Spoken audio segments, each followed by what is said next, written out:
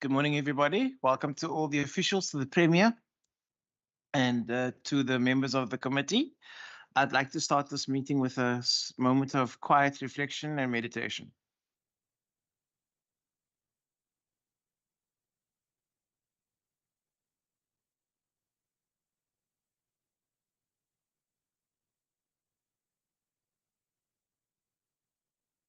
Thank you very much. Once again, welcome to all the members of the committee. Welcome to the Premier, to the Director General in the Office of the Premier, and all the officials. I see we have a full bench of officials here today. Welcome to everybody. And welcome to everybody online and anybody who is watching via the YouTube channel.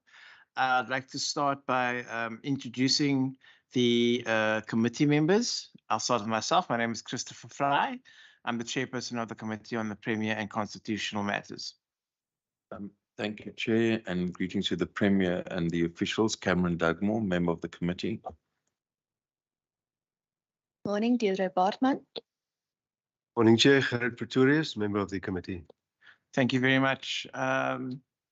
Ms. Kamish Ahmad, are there any apologies from anybody else? No apologies. Okay, then I will ask the Premier and the DG to introduce themselves and the team, please. Thank you. Thank you very much, Chair and honourable members. Chair, good morning, and also good morning to the members and those online. Harry Malila, I'm the accounting officer and DG in the province. Good morning, Chairperson and members. It's Trikus Passon. I'm the CFO of Department of the Premier. Good morning, Chair and members. Lucas Buter, Legal Services. Good morning, Chairperson and members. Henriette Robson, DDG Corporate Assurance. Good morning, Chair and members. Blanche Cancross, Internal Audit. Good morning, Chair and members. Hilton Arendse, Centre for Innovation. Good morning, Chair and members. Evan Alexander, Centre for E-Innovation. Good morning, Chairperson and members. My name is Robert Shaw from the DG's office. Good morning, honorable members. Name is Nozipoma Olwana, DG Support. Good morning, Chair and honorable members. I'm Faisal Stein, Corporate Communications. Good morning, Chair, everybody. My name is Elmo Geldenhuys, Director, Departmental Strategy. Good morning, I'm Hildegard Fast, Policy and Strategy. Morning all, Helen Davies, Chief Director, Green Economy, currently seconded to .P for the core energy team. Good morning, Chair members. Warren Wilson, People Management. Good morning, Louise Estreiser, People Management Practices. Good morning, Chair and members. Gerrit van Rensburg, Provincial Forensic Services. Morning, Chair and members. Johan Nel, Organisation Development. Morning, Chair and members. Zenit Ishmael, Strategic Management Information. Morning, Chair and members. Nico Boshoff, Legal Services. Thank you very much. Ms. Commissioner, is there anybody online that we need to explain the rules of engagement to? Not that I'm aware of. Good. Then I don't think we're going to go through the rules of engagement online. We are here to deliberate on the 22-23 annual report for the Department of the Premier. I'm going to ask the Premier and the Director General for their opening remarks, and then members, we can interrogate the opening remarks and then go through the report. That will be the order for the day, if that's in order with everyone. Thank you very much, Premier. Thank you very much, Chair and honourable members. I think, Part A, maybe I'll just highlight one or two items out of Part A and then hand over to the DG. Sometimes when you think about these forwards and you read the forward afterwards, you think, well, maybe I should have said it a little bit differently. I think about the last 4.5 years of this term and basically dominated by COVID-19 and dominated by fires and floods. And of course, not in this report is the current devastation that floods have wreaked havoc across this province. Just seeing the number of roads destroyed, etc., and the time it's going to take to build that back. It just seems to be moving from one to the other. But one thing's evident, that climate change is really, landing heavily on us, and we can feel it every single day. But of course, this term or this part of the report reflecting back on the previous year, really it was about recovery coming out of COVID-19 and then saying, what do we need to focus on in our government? I think I'd like to first of all talk about innovation. I think what the pandemic did for us is it enabled us probably to move out of a comfort zone into an area where we could take more risk with innovation. And I think that's something that I really embrace because it's becoming part of what we do. So innovation for me is about how you become a much more responsive government over time. And so I think that creating an innovative, enabling environment is going to be something that we're going to all, as the citizens of this province, reap the rewards of in time to come. Of course, our key focus area is always jobs, safety and dignity, which incorporates the three main focus areas outward looking of this government. And then, of course, inwardly, how we focus on our own culture and our culture journey within the administration. Perhaps there to say that, of course, also when if you'll see on the top of page 13 where it says become a world recognized great place to work, since the writing of this part, we're now in the top employer of the year recognition. So it's really cool to see big corporates logos on that page across Africa, and you see a Western Cape government logo in the middle of that. So that's I must really say to the team, well done, because when you put yourself out there, you've got to be measured, and so that I think is a great achievement. I think also here we reflect on the unemployment rate, 21.6. It's now even lower than that, 20.9. So that's, you know, although 20% is a massive unemployment rate, still the lowest in the country, and pushing very, very hard to make sure that we continually create a government that enables so that we can start pushing those numbers down. I think I must also just say that a big focus of this government now in the last while has been energy. If you think back to in this term, we sat last year at this time with reports that we were going to have worse load shedding this year than we had last year. And of course, we had to put some different mechanisms in place to deal with this headwind that was coming towards us. And of course, the country is suffering tremendously because of it.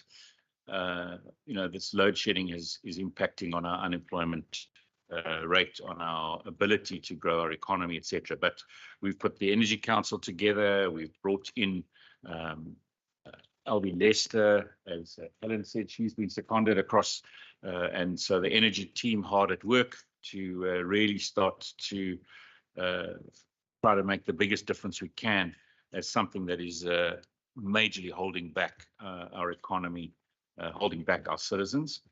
So a lot of work happening in that space. I think that's enough. I mean, the document is in front of everybody, and I'm sure everybody's seen it already. I'll hand over to the DG. Chair, thank you very much. And also again, good morning to the members. My report, as the accounting officer set out from page 14 in part A, right until page 23, and then there are some other matters, you know, in relation to the responsibility as well as confirmation on the accuracy of the annual report that's set out on page 24. I just want to make a couple of points, I think, in terms of the delivery of this department. I mean, Chair, everything that we do is built on the vision of this government as well as this department. That's to build a government that people trust. And within that, we're focusing on three key priorities. The one dealing with growth for jobs, safety and well-being, and then obviously the one that we as a department directly takes responsibility for means basically innovation, governance, and culture. And you can see, Chair, the team here, it's basically our program managers plus all the chief directors working particularly within that particular space. Chair, on page 14, it really just sets out what we've achieved, particularly within the innovation, governance, and culture space. There's been many interventions, and as Primus indicated, particularly post-recovery of COVID, we've really shifted our focus to making sure that this government actually delivers, given the fact that we're also in the last year or so of implementing our own strategic plan. So particularly with a focus on the citizens, there's been the focus on data and technology. We've established our provincial data office. There's been specific work around digital transformation. I'm sure later on, Chair, we will talk about the work that we've done within the cybersecurity space. And then more broadly, Chair, I think the excellent work that we're doing, particularly within the enabling environment, enabling citizens through our broadband connectivity, also the establishment and operationalization of our Wi-Fi hotspot areas, and also, you know, something that we are very proud of, what we deliver through our e-centers. Because I mean, these questions come up all the years. And in fact, everything that we do is targeted to make the access, particularly for citizens across this province, much, much easier. So it's interface with the work that government does, but also to enable citizens to take key responsibility. Internally, Chair, we've also focused on how do we reconfigure the work that we are doing, particularly within the Provincial Training Institute. We've done some work to look at our operating model. And in fact, our focus now is to actually work much closer with the university and also create an innovation center at our provincial training institute. Premier spoke about our focus internally, and our focus over the last year has really been around our culture interventions, the values of this Western Cape government, the focus on value-based leadership development programs, and it's really just how do we empower our staff, to do better year in and year out. As it relates to our external reporting, that's both to Cabinet or internally to Cabinet, as well as PTM, and then externally, Chair, to yourself, as well as to the citizens out there. We have created the integrated performance report, and I'm sure the Chair of the Budget Committee can talk a lot about, the shift that this department, as well as our partners, have made in terms of our reporting responsibility to the Budget Committee, but more overall to the Provincial Parliament. Then, Chair, just in relation to our own governance overview, as you're well aware, we have obtained a clean audit. We've achieved all our APP targets, 100% of our targets. We've spent close to 100%, 98.8% of our budget, and all our responsibilities relating to particularly the departments, to support, to guide, and to enable them. I mean, all our achievements have been close to 100%. So whether it's in the area of innovation, corporate assurance, or legal services, we've really done well within that space. And maybe just to give you a sense, our overall systems uptime was 99.92%. And I mean, it's really close to 100%. And obviously there were issues, particularly, in relation to our services being provided by CETA, but it's something that we are working on. So uptime is set close to 100%. In relation to our leadership role as a department, obviously, Chair, over the last year, there's been a focus on more or less where this government is going with regards to the establishment of the two new departments, infrastructure and mobility. A lot of effort has gone into that. And in fact, establishing those departments on 1 April 2023 was a concerted effort. Everyone in this department have put in an effort. So whether you work in people management, whether you work in CI or corporate assurance or legal services, everybody kind of pulled together to actually make sure, that all those things actually happen and that all the stuff is actually been supported. Just lastly, Chair, obviously there are some key government focus areas that we're also focusing on. As Premier has indicated, in the area of innovation, it's really, how do we become more innovative, particularly within supply chain environment? How do we promote issues around diversity, transformation?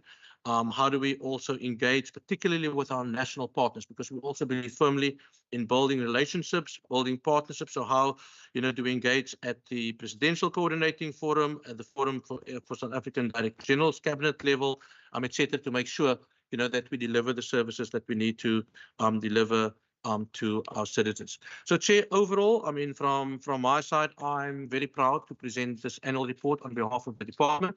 And I know we'll get to the thanks and stuff later on. But again, putting a document like this together is not the work of only one or two people in the system. It's a collective effort from everyone. And I mean, I want to upfront say thank you very much to each and everyone working in this department, not just the executive managers, but every staff member, close to 1,000 staff members working in the department of the Premier that enable, us to do what we're doing. And we hope that we will represent, the concerted effort that they've put into making the work of 2022 a reality in this department. So, Chair, with those opening comments, thank you very much. We're ready to take questions. Thank you very much, Dr. Medila. Members, I'll now open the floor for questions to the opening remarks. Are there any questions? Member Dugmore? I think normally in this committee, we normally ask for 3 questions per round. If that's possible, then we'll have a round of follow-up questions. Thank you very much. Thank you very much, Chair, and to the Premier and the DG for their opening remarks. I'm referring to page 12, the forward by the Premier. And the first question relates to the statement by the Premier, which he says, crime continues to terrorize too many communities, and then adds that exacerbated by unacceptably high employment rates. I would like to ask the Premier what this provincial government has done during the term during the period under review to, in particular, deal with gangsterism and extortion. I think we are all aware of the number of killings that are happening across our communities, particularly in the city of Cape Town. And that is the one particular question. And linked to that, when the Premier says there's unacceptably high employment rates, he notes further down that unemployment has fell to 21.6%. And given where a lot of the communities affected by crime, where are they located and the demographics of those communities, the Premier could indicate to us of that 21.6 unemployment, how many of those are people from our province that have previously been classified as African, colored, and white. In that unemployment figure, can you please break that down? That's the first question. And then secondly, in regard to dysfunctional transport, I would like to ask the Premier what his view is, given that it has now reached a stage where the national government has had to declare an intergovernmental dispute based on the fact that the city of Cape Town continues to refuse to rezone land which needs to be made available for people who've occupied the line, and whether the province and him in particular as the Premier approves of the conduct of the city, which has now led to the declaration of an intergovernmental dispute. And then the last question for now, in regard to the work of the policy unit, could the Premier indicate to us whether the province in this term under review has developed a strategy for the release of provincial land? I'm raising this in particular in the context of the floods, where communities, particularly in the city of Cape Town, continue to be flooded out. And as far as we from the opposition are concerned, we have not seen a policy which particularly talks to the release of provincially owned land to lessen the impact of those living in particularly vulnerable areas. Those are the first three, Chair. Thank you. Thank you very much, Member Dagmore. Member Pretorius? Thank you, Chair. Chair, firstly, I think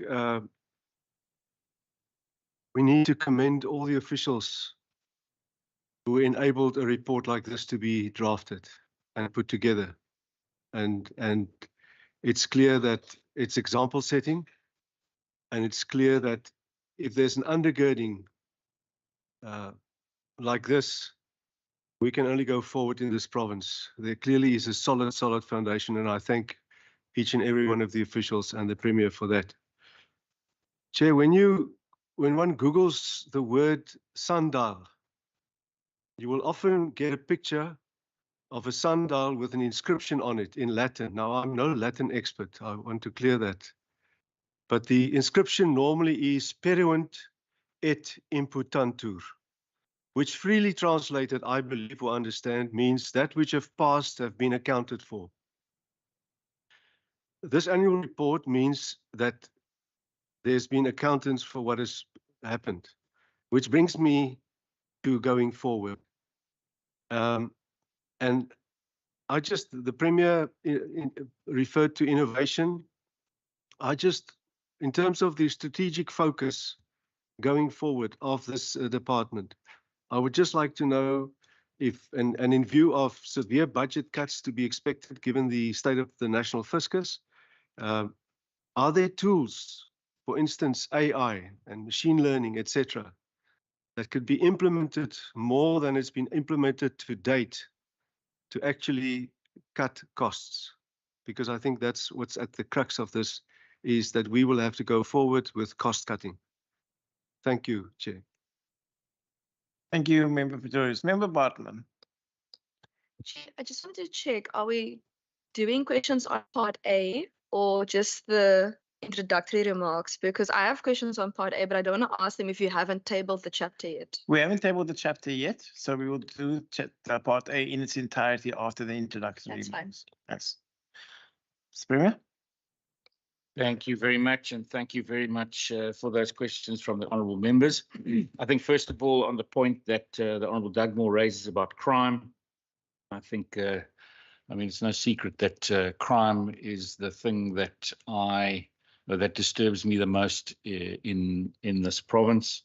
It was what I campaigned on. I still believe that we should have a devolution of policing powers to provinces. I think that if you have a look at how policing around the world, how you find effectiveness of policing, I believe that that's the way that it should be done. We need to bring about that change in our country. Obviously, we don't have that. So, you know, the crime fighting machine of our country, or machinery, whether it be the South African Police Services or the criminal justice system as a whole, does not vest within a province. But the honourable member knows that, of course, we've pushed the boundaries more than ever before, and we have been for a while. So whether it be our own Community Safety Act, whether it be the safety plan, these are all extra interventions that we're trying in this province while we are still pushing for an overall change in policing in our province. I mean, I just want to reflect, the honourable member talks about gangsterism, and I mean, closely linked to gangsterism, that's extortion. It was evident that during the pandemic, that with the lockdown, the illicit economy run by the gangsters started to spread. And of course, we see it involved through construction now. We see extortion, you know, hounding business across the board. I'm very disappointed in the extortion team that was put together by the police minister. And we're talking about 2.5 years ago now. And I look at those reports that come back regularly on that team, and really we should be doing a lot more around extortion. I also look at, when you talk about gangsterism and the Judge Tolari finding specifically on a single case, where in that finding, it was a bail hearing where he talks about the top table of policing in our province is infiltrated by gangsterism and gangsters. And that is, you know, when you're in the communities that are mostly affected by gangs, you know, people tell you that, you know, this is where the gangster lives, or this is how they operate, or this is what they're busy doing. But don't quote me. You can't tell anybody about it. I can't give any evidence against it, because of course I will be taken out. And we know that even in the Judge Tolari, in that case, that Judge Tolari made that statement in, that the witnesses have already been, there's a number of witnesses who have already been murdered. And of course, you know, that's really concerning. So yeah, I agree absolutely that with the Honourable Dugmore, that it is horrendous what our citizens face on a daily basis in parts of our province. You know, it's been months now that we in this province have said we'll pay for a lifestyle audit of the top table of our police in the province.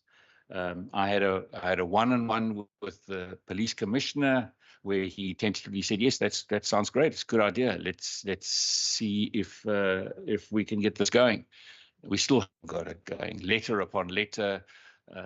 You know, obviously it's being held back at a national level, but we really would like to see change. We can see that you know, gangsterism is affecting all of our citizens, and you know, I wish that we had more power to deal more decisively with this very issue.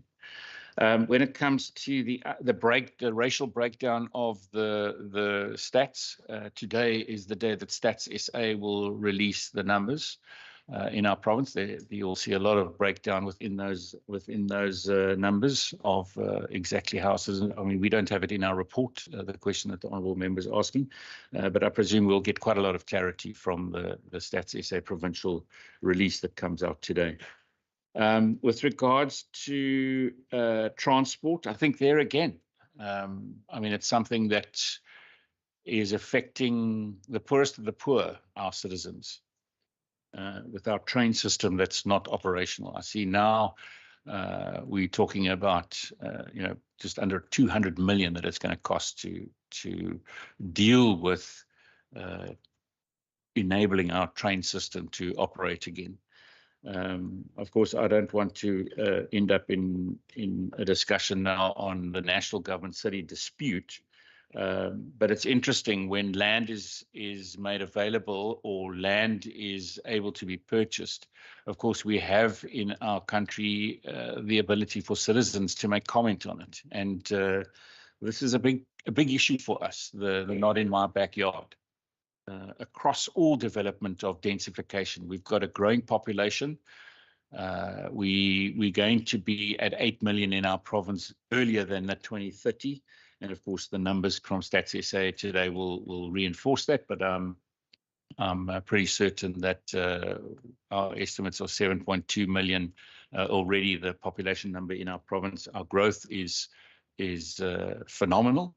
And we have to densify a lot faster than we are at the moment. And we've got to find a way in which we enable public participation, but also not that public participation can stop, these kind of actions. I do believe that the project that's being run out in the back of Pinelands is a project which I say turns NIMBYs into YIMBYs.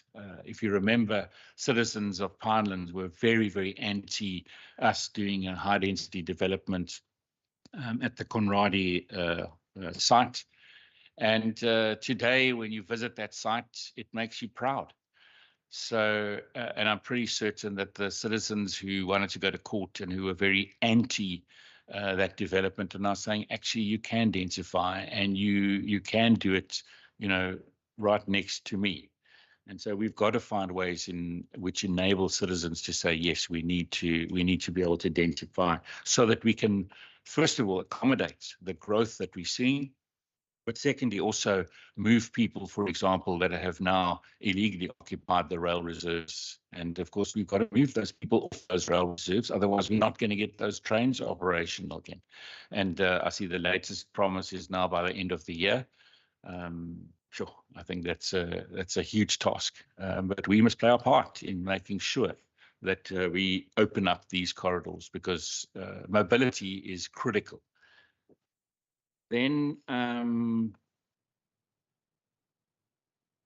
obviously, the policy around land and availability of land, that is also critical. That we enable land. And development of land. I think I've already reflected on what we are putting forward for the Conradi site. We're busy with a site at the moment now at just next to the Artscape, the Founders Garden site. That's going to have also again the same process, high density, and our policy is to make as much of that land available as quickly as possible. We've got to make sure that we densify not only in the city but in our other municipalities as well. And I think some of the projects I've mentioned Conradi, but I think some of those projects of densification that we're seeing in Mossel Bay and some of them in George are actually showing that we can actually do it. So we're busy with those kind of projects. Of course, the detail of those projects needs to be asked within those standing committees. But I think we're showing that we've got to move faster, and I think the floods, as referenced by the Honourable Doug Moore, the floods have also shown that people who are desperate are illegally occupying pieces of land that are not sustainable for human habitation, And when we have, I don't know what I haven't seen what the amount of rain is. I saw in the first floods of the year in June that it was more rain than we've had in 40 years. It's probably close to 100 years now. And of course, people in low-lying areas across this province, both informal and formal, have been hugely affected. And so climate change is something that we've got to also plan for differently. I think our original numbers for size of pipe or size of drain to paved area, those formulas have to change. They've got to be made bigger. Of course, how do you retrofit existing? But you've got to plan forward for making sure that you can deal with the climate change and the effects of climate change. Then with regards to the question on AI, it is definitely something that both seizes me, but also excites me. If I see how artificial intelligence is now enabling, it's quite phenomenal. It enables in a way that I think we can't even imagine. And you can see it in some ways in dealing with some of our issues on how AI can be used. And I think we've got a long way to go in embracing it, but it should be one of our opportunities. We were able to embrace innovation, and I think we must be able to embrace AI going into the future. In one of the energy discussions we had the other day with Wesgro, they brought in someone from AI Sweden, which and the story that he told that really impacted on me was where he said that Volvo Trucks made a policy decision within their business to say that I think it was in 2030 or 2035, that they will only operate battery-driven trucks within the Swedish borders or boundaries. They will not manufacture any other powered or powertrain for their trucks. And AI Sweden could come back within seconds of that policy to say, well, it's a great policy, but it's not implementable because the charging facilities and the grid infrastructure will not handle the charging of the fleet size of trucks that you have. And for the ability to move logistics around the country, we do not have the grid capacity to keep those trucks fully charged. So how do we embrace that kind of thinking, that our own policies are tested? For example, a safety policy where AI comes in and says, but hang on a second, you need to change this, you need to change that. We need to find ways of embracing it as quickly as possible. We're already busy with looking at how do we design our own AI policy. I think also people are petrified of it in one aspect, but are all waiting for the possibilities from the other side. So we've got to design the framework, because of course AI can also be massively negative if you don't design the framework. But I always reflect on and people in planning always talk about how in 1880s, 1885, 1890, people were, or the planners were seized with how do we deal with the horse manure, because that's how your logistic system in New York worked. You transported people and goods by horse and cart, and they didn't know what to do with the horse manure. It was a byproduct of their transport and mobility system, and it was creating havoc. But along came a motor car. So there was this massive disruption. So we've got a massive disruption called AI that's coming along at us. Now, when they were petrified as well. They used to make people walk with white flags in front of motor cars because they were dangerous machines. That was a transition. We're in that same transition. We've got to write the policies. So those policies would have been speed limits and would have been, management of mobility. We need to, what are the speed limits with AI? What are the roads and the infrastructure that need to be put in place to manage AI? But at the same time, this is going to enable us. Are we going to deal with the horse manure problem? Are we going to deal with crime? Are we going to deal with unemployment by using AI? And I think it's a massive opportunity. For us as a government and us as a country, we can leapfrog many, many other parts of the world, because I think we do have that ability as South Africans. We've shown it time and time again, and I think the region itself, from a tech an innovation region, from how we are able to embrace innovation more.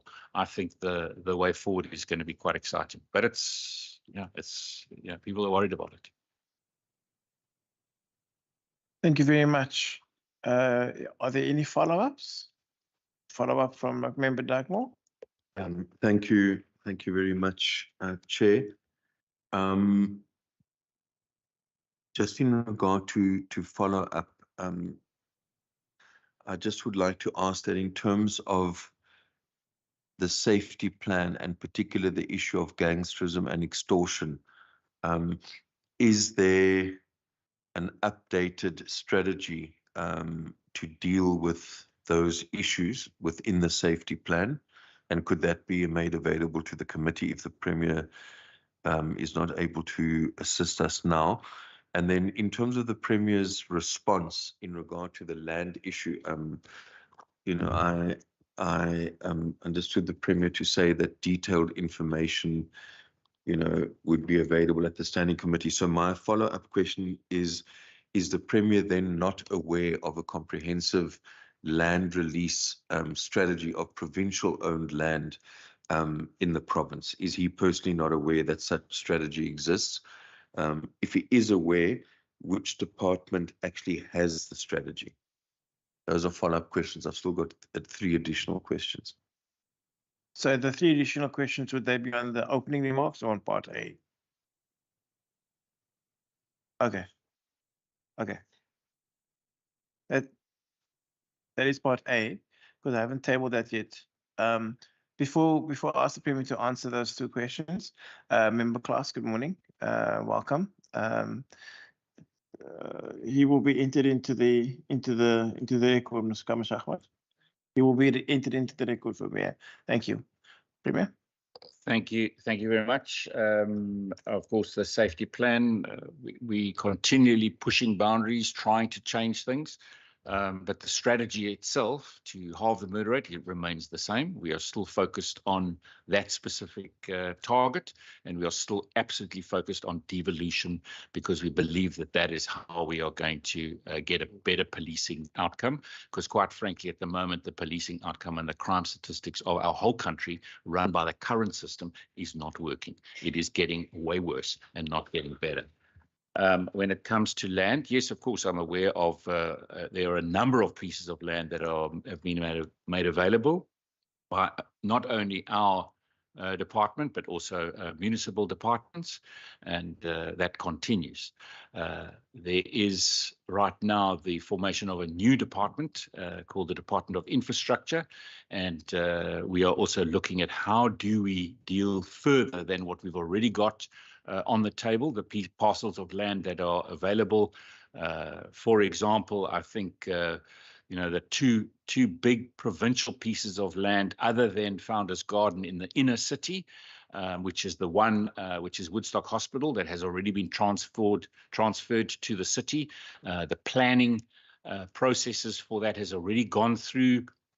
Of course, the next stage for the Woodstock Hospital is what do you do about the illegal occupants so you can transform that property into high density, close to the city, residential. And of course, for us in the province, our biggest parcel of land, which is the one around the waterfront, the Helen Barden Nurses Home, and the hospital site there, which is a site that has been on the cards for quite a while now, also illegally occupied. And I think the court case that's happening right now is going to be hopefully an enabler to enable us to develop thousands of opportunities right in an inner city. So of course there are all of those policies, but the next round of policy or the next round of what pieces of land are available will come now through the Department of Infrastructure and the re-looking at our asset. We will keep doing that. Of course, and it's not only about the provincial asset or the city asset, also the national asset. And we will also keep driving for national asset specifically because in actual fact, the biggest tracts of land actually vest within the national government. If you look at the city of Cape Town specifically, I look at the military land, and of course, I think the piece of land that should be dealt with decisively and could be massively beneficial in this regard is, of course, District 6. And we need to get that done as quickly as possible. But of course, that again, between human settlements, between city, between province, and between national, and the Department of Infrastructure, that's actually where that question will be able to be dealt with more in depth. Thank you. Is that a follow? One final follow-up. Chair, I'm just trying to establish which department has an integrated land release strategy. Where can we ask for that? Because the Premier can't provide it to us. So which department has a single integrated land release strategy? If it doesn't exist, then the Premier should just tell us. But we now want to ask if we can ask which department has it so that we can ask for it. Thank you, Premier. First of all, of course, it does exist. That's exactly what I spoke to. Yeah. All of those tracts of land that have already been identified for development, that is now within the Department of Infrastructure. So that's the department that deals with it. But there is a strategy. It already exists. There's a lot of land that has been identified for release. Thank you. Members, I will now ask that we ask questions on Part A. For the purposes of this meeting, we will deal with parts A, B, and D. So what I would like to do is we will ask Part A in its entirety.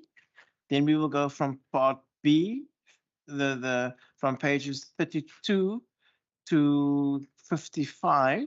That's to Program 2. Then we will ask in Programs 3 and 4. And then we will ask Programs 5 and 6 until the end of Part B.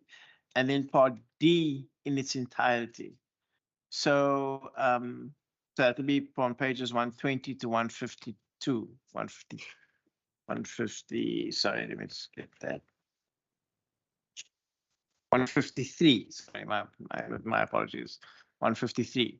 So any questions on Part A in its entirety? Member Bartman, Member Dugmore. Yeah.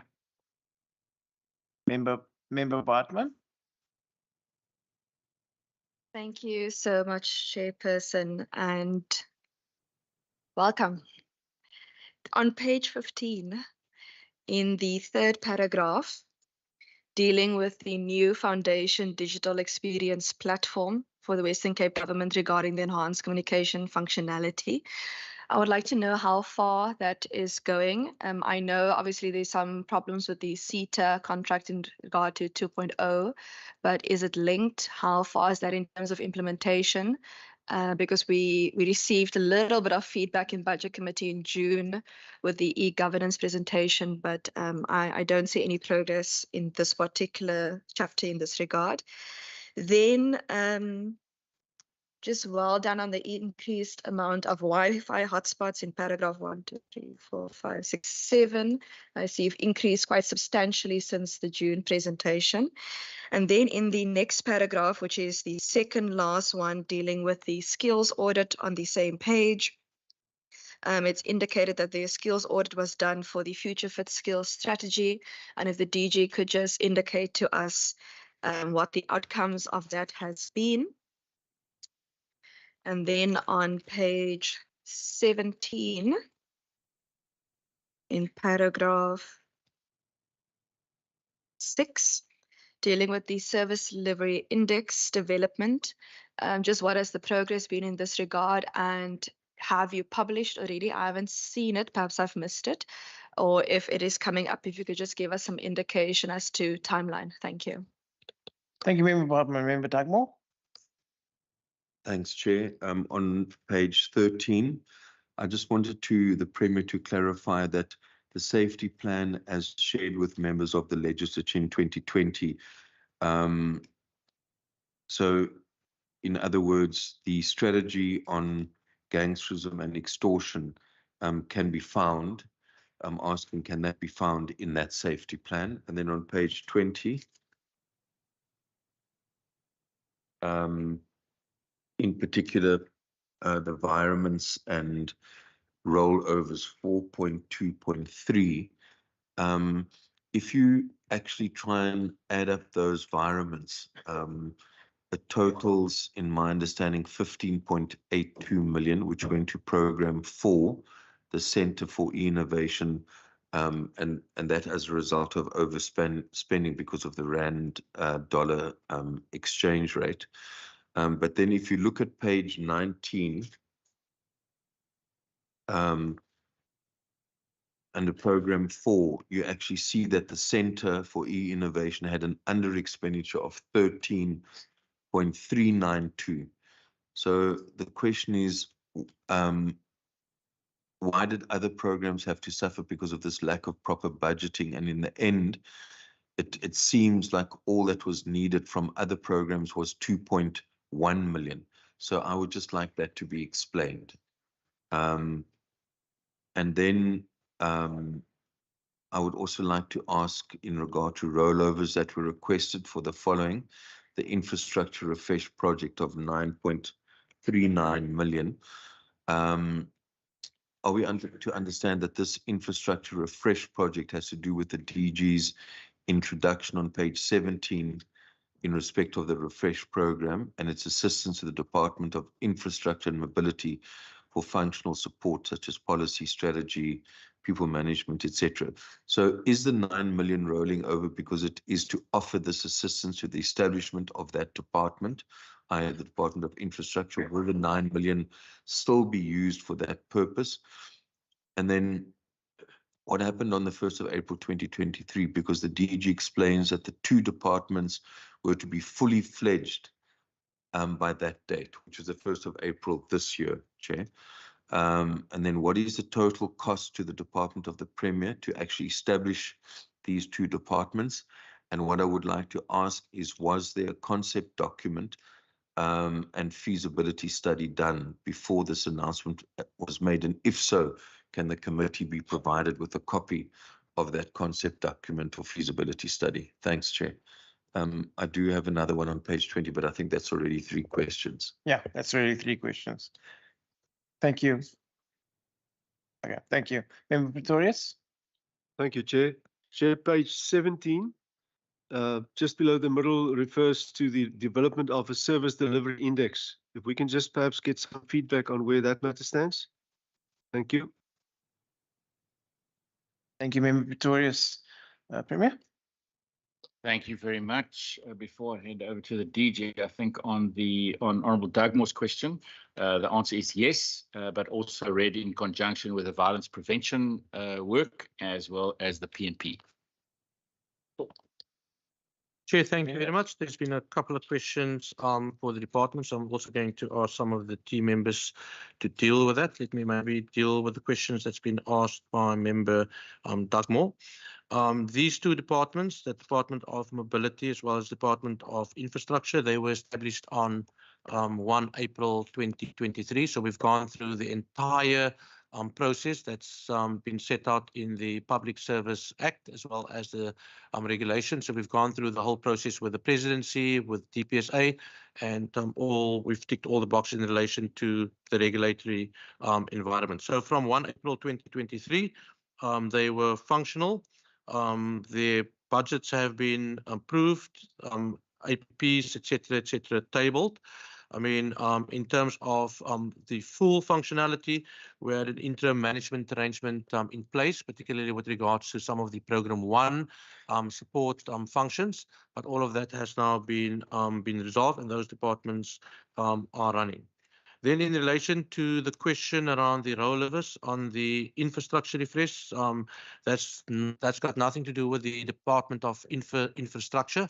That really speaks to the infrastructure refresh as it relates to our ICT requirements. So many of our ICT products, whether it may be servers or computers, etc., needs to be refreshed after a period of time.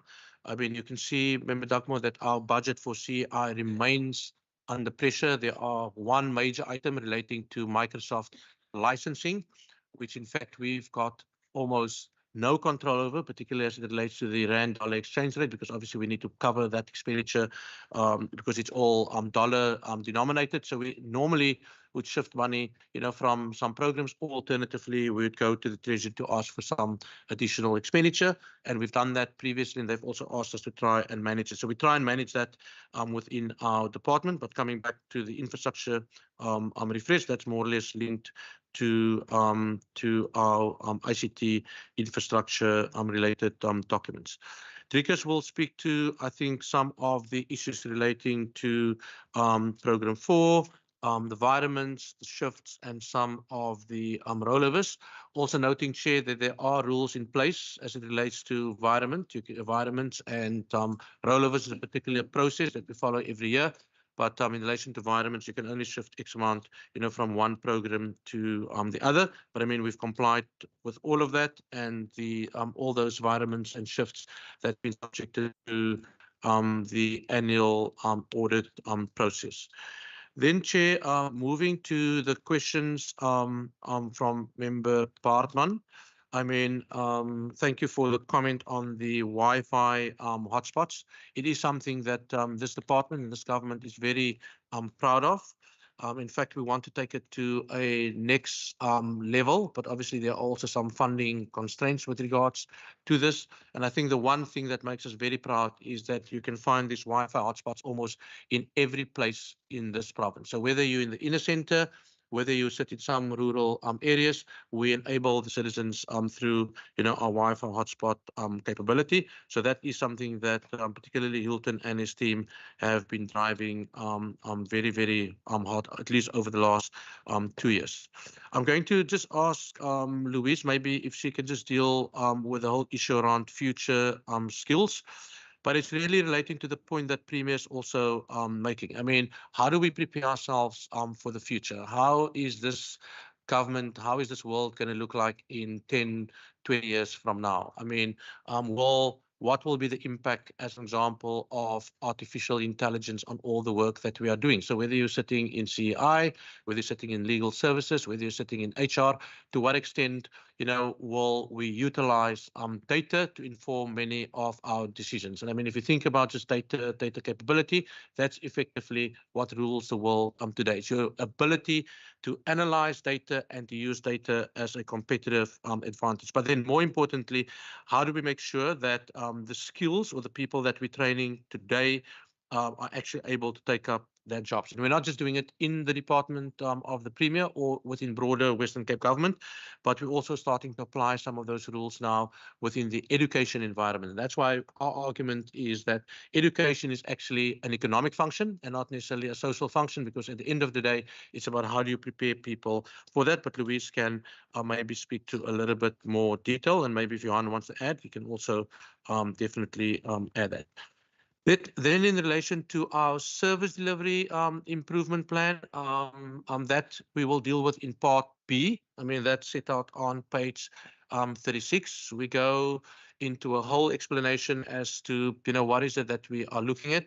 A lot of it is also driven by some of the, let's call it rules, regulations, sort of letters and stuff that we receive from the DPSA, but it's all based on, what we've put together way back in 2019 up to the entire 5-year period. Say, what is it that we actually want to improve? But ultimately, it is about the citizens. So a lot of the initiatives sits within Hilton space, within the CI space, because we believe that is really where, we can make the biggest impact on the citizens. And it's about, what are the building blocks, etc., that we are putting in place year in and year out to make sure that whatever we do, those critical services that we deliver actually speaks to the citizen, and we're working towards building a government that people trust. And I think that also touches, I think, on the comment that was made by, or the question was asked by Member Pretorius, particularly on page 17 in relation to our service delivery improvement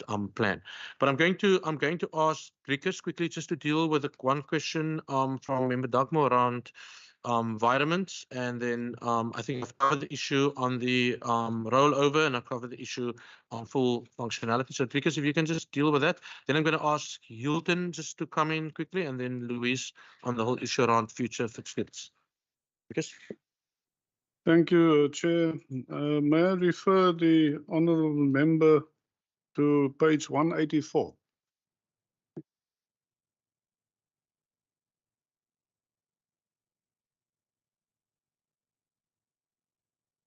Now, on page 184, in the third column, 22-23, there's the column is termed environment, and the total there's 15.3 million. If we look at goods and services, 12 million was 12.5 million came into the program, and under capital, 2.7 million came in. So that's how the 15 is made up.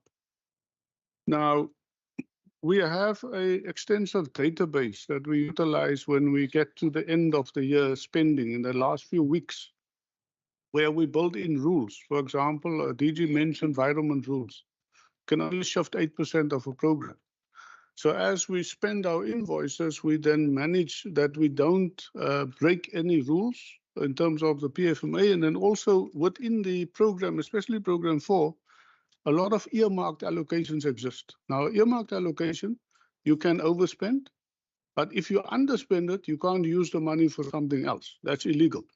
So what happens here, if you look at the column called variance, which is 1, 2, 3, 4, 5, 6 column, you will see an amount under goods and services lower down in the middle of 3.9 million. That is mainly made up of Wi-Fi, which is a earmarked allocation, a Wi-Fi underspend, which we also explained elsewhere in the book. So we cannot touch that money. Make sure we protect that pot. And then the 9.4 million at capital lower down in the same column is also earmarked portion of capital. In addition, capital can't be used for current expenditure. That's also a rule in the PFMA and in the NTRs.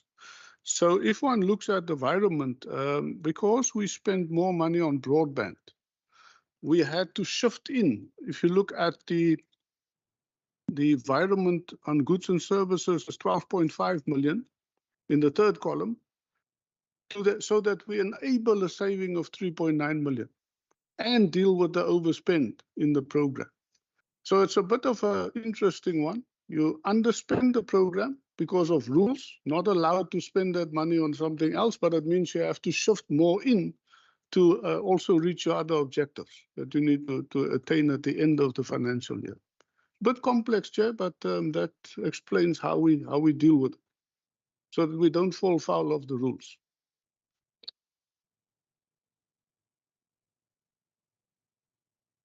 Thanks, Eugene. Member Bartman, as it relates to the FDXP, the Foundation DXP, we quite advanced in the development of that specific platform. We are hoping to do a soft launch by the end of November. And as it relates to working with the national departments, we are working with DCDT and DPSA and CETA to look at how do we start developing a national integrated digital experience platform. So this close alignment with what we are doing with those 3 national entities. Thanks.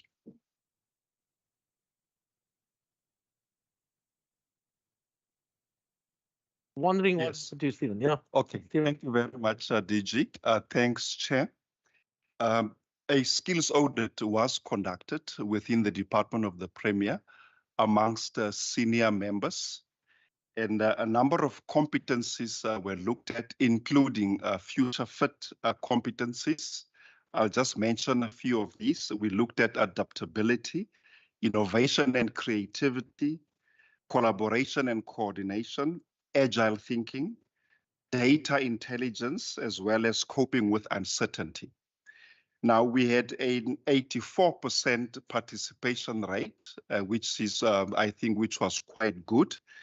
And we have a full report on the audit that we conducted, which we can make available to the committee.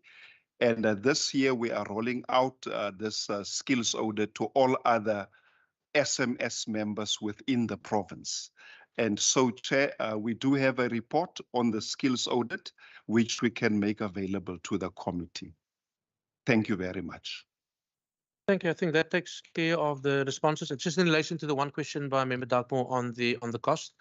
I mean, for this particular financial year, there were no direct costs relating to the Department of Premier in relation to obviously getting these 2 departments established. Thank you. Yeah, Premier. Thank you very much, Chair. And also with relation to the earlier question by the Honourable Doug Moore on the breakdown of employment in the province. So in the Western Cape, Q1 2023 to Q2 2023, we went from 2.668 million jobs to 2.755 million jobs between the two quarters. That's a growth of 87,126 new jobs in the province. And then he asked about the breakdown. So white people employed in the province went from 451,746 to 461,036. Amongst the coloured population, it went from 1.251 million to 1.256 million. And Black African went from 931,658 to 995,950, by far the biggest component. So it was an increase of 87,126 jobs. Black Africans made 64,294 of those 87,126 jobs. Thank you. Before we continue, just want to acknowledge the official that walked in. Could you just state your name for the record, please, sir? Alvi Lester, advisor to the Premier. Thank you. I just needed to follow procedure on that one. Thank you. There is an opportunity for a second round on part A. I know Member Dugmore had a question. Member Bartman, a member class. Okay. Yeah, Member Chair, Dugmore. thanks very much for those responses. I just want to go to page 24.3, the issue of irregular, fruitless and wasteful expenditure. I'd like to ask, what are the details of this fruitless and wasteful expenditure of over 120,000 rand? It says one case amounted to that amount, which 25,000 was deemed recoverable and 95,000 was written off. Could we just have more detail? Why was only 25,000 deemed as recoverable, and what are the consequences for those actually responsible for that 95,000 rand of taxpayers' money being written off?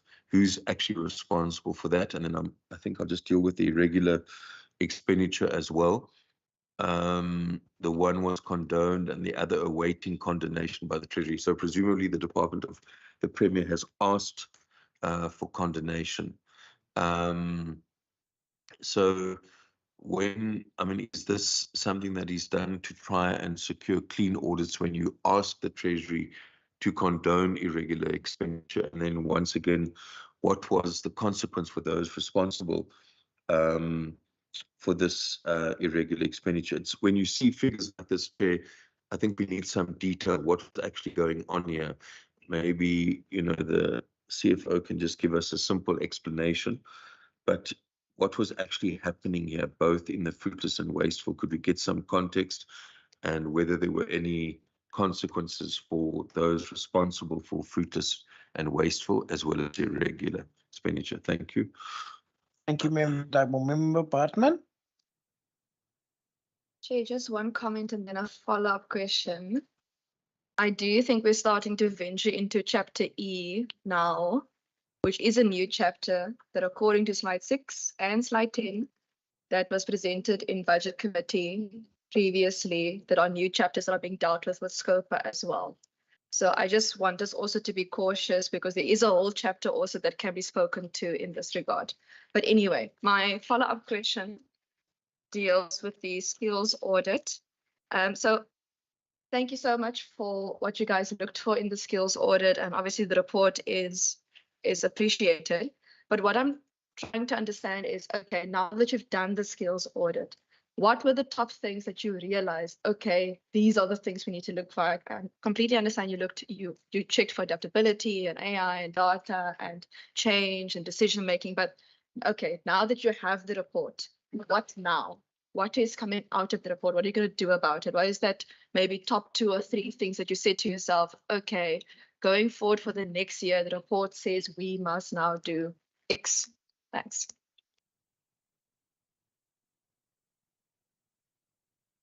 Thank you, Member Bartman. Member Klaas? Good morning, everyone. Sorry for being late to the traffic. My question is on page 20, then where we talk about payments and rollovers. So, I do understand the explanation and everything that you explained here, but my understanding that I want to know, when you talk about rollover, what reason makes rollover? Why there is a rollover? Thank you. Member Klaas, because the irregular and wasteful expenditures mentioned in the part A, I'm going to allow the question to be answered. So that I know that it'll be dealt with in part E, but because it is mentioned, I will allow the answer to this. Dr. Marina? Chair, thank you very much. Let me respond to some of the issues that were raised in relation to particularly fruitless, wasteful, and condonation. Maybe just for the record that there is a formal process that's set out on how to deal with fruitless, wasteful, irregular expenditure, and then there is a specific process, that every department needs to go through if you want your irregular expenditure to be condoned, and that process is governed by Provincial Treasury. So we normally put together a full submission. They've got a condonation committee, coordination team, and ultimately they are the final decision makers on whether something is condoned or not. And therefore, on page 20, Chair, you will see, particularly as it relates to irregular expenditure, there's one case amounting to 298,000 that's still under investigation, and then the one case amounting to 472,000 awaits Provincial Treasury's condonation. So we've gone through the process, and we're just waiting for final response from them, and then an amount of 17,000, was condoned subsequently. I just also need to indicate that irregular expenditure doesn't necessarily mean that it's fruitless and wasteful. Sometimes, and I'm going to use the one example. Sometimes somebody would go to Pretoria. Then you'd get an order to rent a car, and maybe the car costs 400 Rand to rent. You get to Pretoria, you realize the R21 is closed, you need to take a detour, you come back to the airport, then suddenly you've driven 10 kilometers more than you were supposed to drive, and then the approval and the final invoice amount is different. And sometimes it can be different with like 20 Rand or 30 Rand or 40 Rand. And then normally the department would look at that, but technically speaking, those would not be aligned to the approval, and that would typically sometimes fall within an irregular category. And so I just wanted to use that example to show that an irregular expenditure doesn't necessarily mean that it's fruitless and wasteful, or that any expenditure have been incurred where we haven't taken reasonable care. Chair, referring to the one case, I think the detail is set out on page 217, and Member Bartman is correct. That falls within section E. This has been a long outstanding matter, Chair, that we've been dealing with over the last 2 years. It relates to one of our officials in our department. We've done a thorough investigation into this matter. The matter goes back to 2010. So we're talking about something that happened 12 years ago. And I mean, for every process that we run, if there's fruitless and wasteful or irregular expenditure, we look at what has caused it. Is there any action that we need to take? And in fact, even before the Treasury look at it, they ask whether we've actually taken any action. And I can confirm, in this case, that we've actually gone through the entire process. And then obviously, whenever there's an irregular expenditure that's involved, or fruitless and wasteful, and there are officials involved, that they can also go through a process where they actually request that some of these expenditures should be condoned, or basically some of these expenditures, thank you, needs to be written off. And I mean, we've gone through the process, and we are quite comfortable, with regards to the amount that was recoverable and the amount that was also written off. So we've gone through a process where we looked at, whether it's justifiable, whether it's equitable, etc. So I would like to leave it at that point, Chair. And just to secure the committee that this process was also subjected to the rigorous audits. We've gone to legal services, we've consulted the Treasury on it, and we believe, that we have followed a fair process as a department, and therefore we have disclosed everything so that it falls under full scrutiny of the legislature. Then just lastly, Chair, obviously when there are any matters on fruitless and wasteful or irregular expenditure, we look at consequence management. And in fact, we take governance in this department very seriously. I mean, you can go look at our record, and we also try and be consistent in this department. I would normally receive a submission after we've done a kind of lengthy investigation, and we apply our mind, with regards to consequence management and what would be the let's call it the punishment that would fit the, if I can call it now, the misconduct that the person has actually made in the department. So I'm quite happy with regards to that. With regards to the question by Member Class on what is a rollover, if I understood Mr. Member Class correctly, a rollover is basically a process that's also run by the Treasury. So if you have any underspending in a particular year, sometimes you get to the end of the year, then a project is not completed. Let's say you've received R1 million to, let's say, build this building as an example. You get to 31 March and you've already committed the R1 million, but you've only spent 750,000 on it. So it means that 250,000 is still due. And because we work on the cash basis of accounting, you can then apply to the Treasury to roll over the underspending in a particular year so that you can deal with that particular expenditure to an identifiable project in the next year. In relation to the Department of the Premier, you will see in relation to our stuff, the teammate upgrade, that's a particular project that, that we started in 1 year, did not complete it. I think there were some issues with regards to the various bids, etc., that couldn't come in. So it's a project that we said that we still want to do in the new financial year. I have already spoken to the infrastructure refresh project to indicate that it's really relating to our ICT stuff. And then with regards to the digital portal refresh, it's also something that we have started. So the Treasury look at those processes quite rigorously. And obviously, you can only get a rollover if it's for projects that you've started, that's identifiable, and that you're going to finish in your new year. So that's the explanation, more or less, Member Class, on what exactly a rollover is. And I mean, if you require any further information or maybe detail, we can gladly assist you, to understand how does it relate to our stuff. So, Chair, I think those are the responses. Thank you. Thank you, Dr. Marina. Member Dagmore. Chair. Oh, sorry. Yes, thank you, Chair. There was a follow-up question on the skills audit. Thank you, Member. Now, a skills audit helps us to identify developmental needs of members, and it also informs our development and training plan, and also informs, what skills are required within the province, within the, the leadership. Now, after the skills audit, what we did, we provided each member with a report on their skills which need attention. And we also provided them with a list of training that is provided in order to, to address those training needs. And so this is going to be a continuous exercise. We have not stopped with this. We are going to continue identify the training needs of members, and we are developing training programs to address those identified areas in terms of what do they need in terms of skills development. Thank you. Thank you very much, Member Dugmore. You had a follow-up? Yeah, no, thanks. Sorry, I've looked at 217 where there's a note on unauthorized irregular, but my question was specifically the amount of 472,000 where Provincial Treasury has been approached for condemnation. What is the detail of that? Can we have the detail of that amount? What was actually happening? I don't think there was a response to that.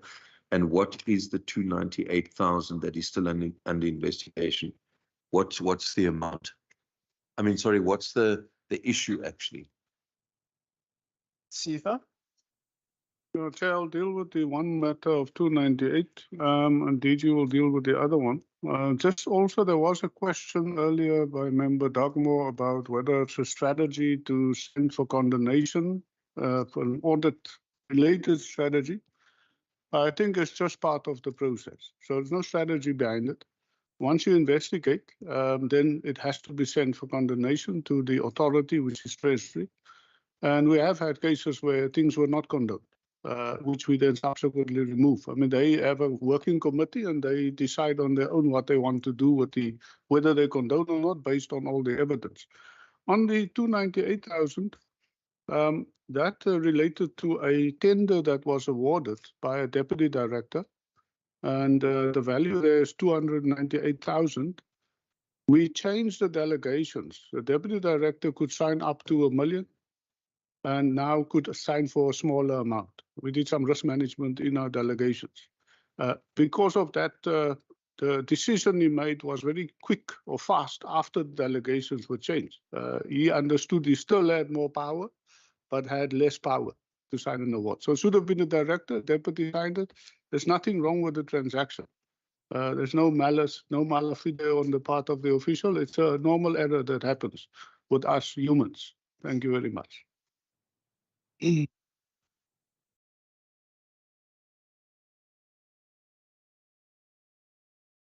the 472 is the matter that I referred to early on. The detail is set out on page 217. And I mean, I can gladly provide the committee with some detail on that. I mean, obviously, because it relates to some of our, one of our staff members, I'd rather prefer just to do that in writing.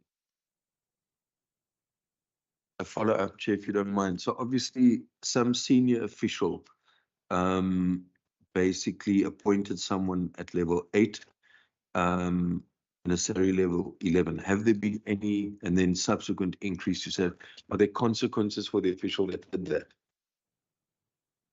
Chair, we deal with consequence management in the department, obviously in relation to our own policy environment. So in relation to this matter, I mean, we've gone through the entire process. Given the fact that it's, 13 years ago, I mean, in fact, none of those officials that's actually involved in that process is still employed by this Western Cape government.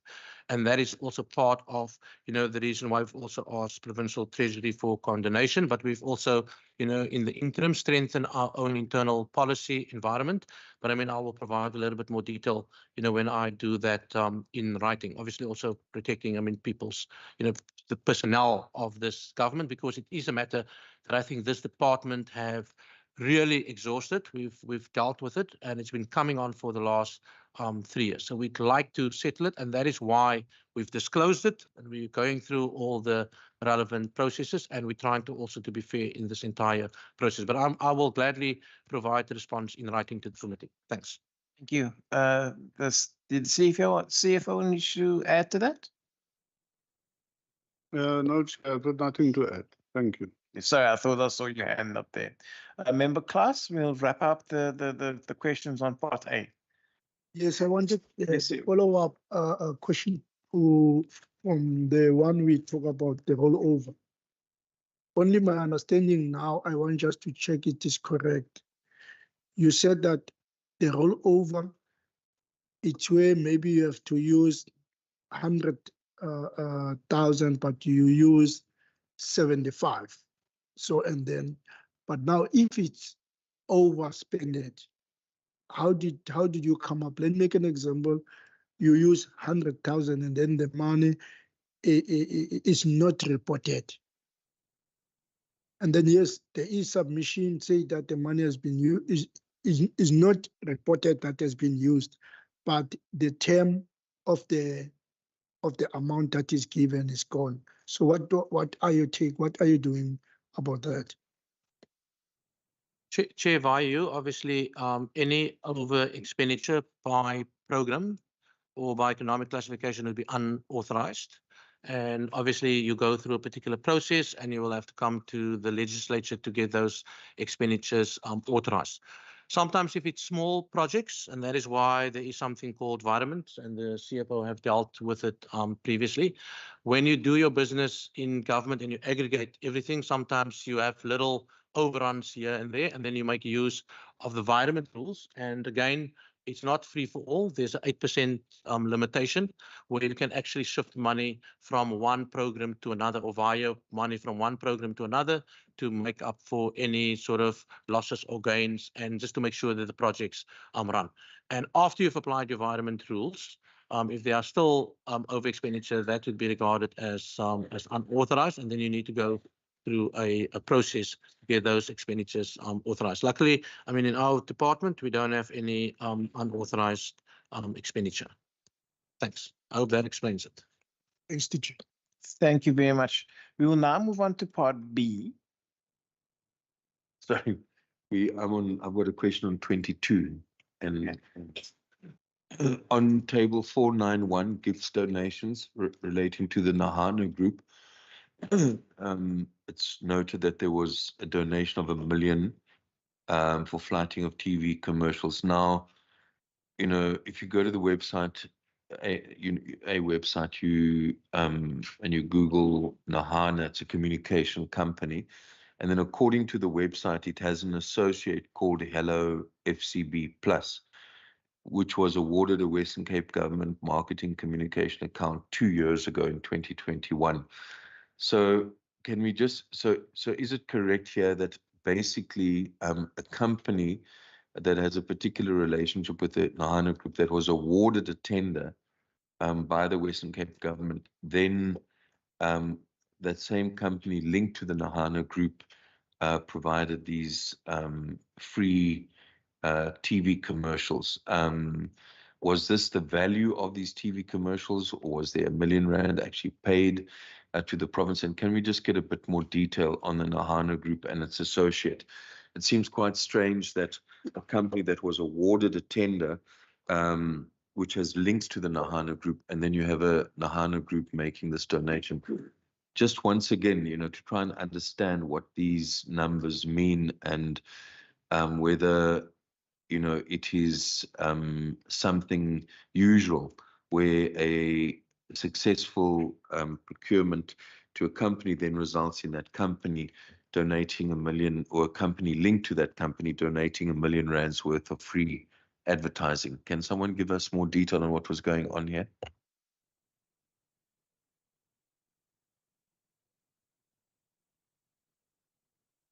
Yes, you can. Can you put your mic on, please, sir? Speaker? Yeah. Yeah. So can I just ask, did the department approach the US Trade and Development Agency, or did the US agency approach the department in regard to this particular donation and this particular research that was conducted? Dr. Manila? Chair, maybe, no, thanks for the question, Member Doug Moore. Hilton can maybe just respond to the USTDA sort of donation of 8.3 million. That relates obviously to assisting us, you know, with regards to our thinking in terms of where we're going with Broadpoint 2.0. I mean, that contract comes to an end. It's more or less in a year from now, October 2024. And I mean, Chair, you can understand, given the size of that contract, you need to start work long in advance to deal with the matter. On the Nahana Group, Chair, I mean, as a department of the Premier, I mean, each department takes responsibility for their own, let's call it, procurement mechanism, supply chain. I mean, they appoint their own companies, etc. We've got no linkages to any, let's call it, service provider that gets appointed in any of the other departments for whatever services they actually deliver in those departments. What we've done is, obviously, the rules are quite clear when you receive a gift or donation, and particularly when it's in kind. Obviously, when it's money, a donation in the form of money, that goes through the Provincial Revenue Fund processes. If it's in kind, you need to disclose it, because obviously that's part of being more transparent and more open. And this amount of R1 million is the more or less the cost for flighting those TV commercials, and it was related to our GBV services or our GBV program that we've run as a government. So we've costed the value of those TV commercials, and that value came to $1 million. I mean, Pfizer can speak to it, but there are well-known methodologies to cost some of these things, particularly when you get into the comm space. So they can tell you, if we run a radio ad for you for 20 seconds and it's on radio X, it would have cost you Y. And at least I think from our side, we have put this down. I also want to indicate that we have no relationship as a department with the Nahana Group, and we've got no relationship also with the company that member Doug Moore has cited that has got a relationship with the Nahana Group. So our relationship with the Nahana Group is nothing more than receiving the benefit of those commercials, and that is why we've actually disclosed it. Again, it's because we are open and transparent about whatever flows over our doors in this department. Hilton, do you want us to say something around the USTDA? Sure, thanks, DG. Member Dugmore, the USTDA via its local agency, Global Resources, approached us and to determine whether we have any projects that we require funding for. And then we started an extensive process of firstly getting internal approvals. And there was a long discussion, and the DG has put us through some rings of fire before he approved us really engaging the USTDA, and also getting Treasury approval. And only after that, we went through the process of submitting project plans and the information to USTDA to get final approval, and then we put the project loans from there. So they approached us. Thank you very much, members. Are there any other questions on part A?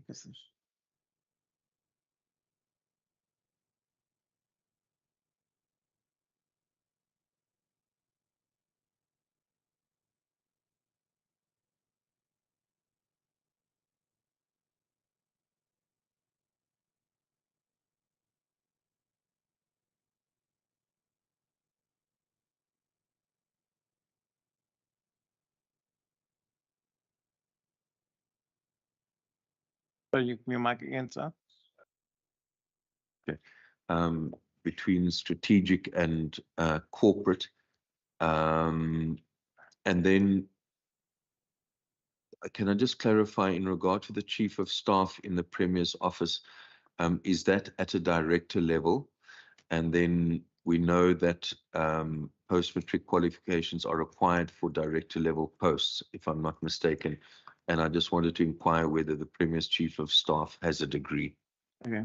Thank you. Are there any other questions on part A? 44, 54, just see if that's in. No, that's part B. Yeah, it's part B. Oh yeah, then I've got one more on page 27 where I'll just ask Employment Equity Act.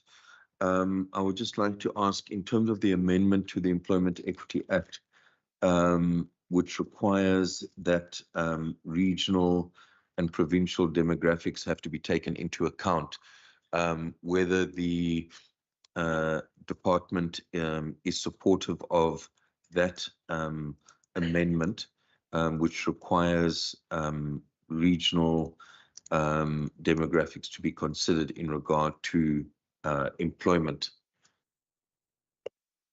Thank you. Any further questions on part A? Member Class? Could you put your mic on, please, sir? Yeah, it's just on page 29 at just the organogram. I won't just be asking just Erland. I want just to ask that a question that when you see the picture, is there a rainbow nation here? If there is a rainbow nation, you can say that yes, it is, because I don't want to speak a language that is not acceptable. Because when you talk about rainbow nation, we said all the race, color, everything must be involved.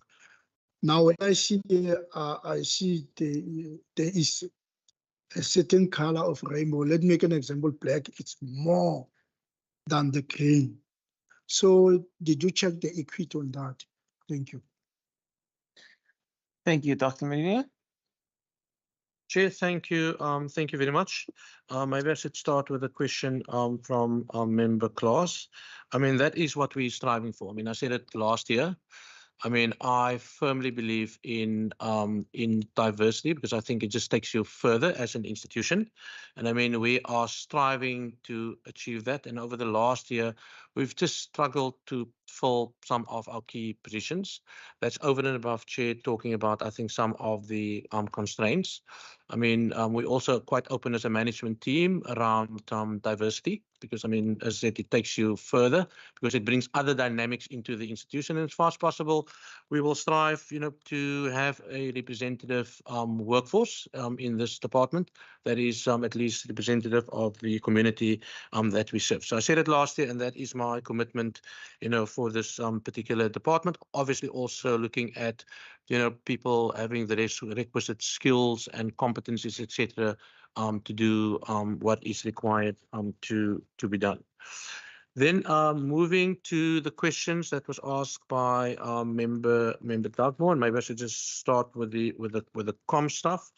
The budget for corporate communications sits within program 5, and the budget for strategic communications that sits within program 1. The budget for strategic communications amounts to about 2.6 million, and the budget for corporate communications, where most of our activities sit, because that unit coordinates communication messaging to ensure obviously that our strategic goals are communicated and that that the people in the province actually understands what it is that we are doing. So most of our polling exercises, most of the things that we're doing, with regards to branding, most of the stuff that we're doing with regards to our strategic objectives sits within that particular component under sub-program 5.5. And I mean, over the last year, Chair, given some of the issues, that we had in the province, particularly as it relates to our strategic objectives, we've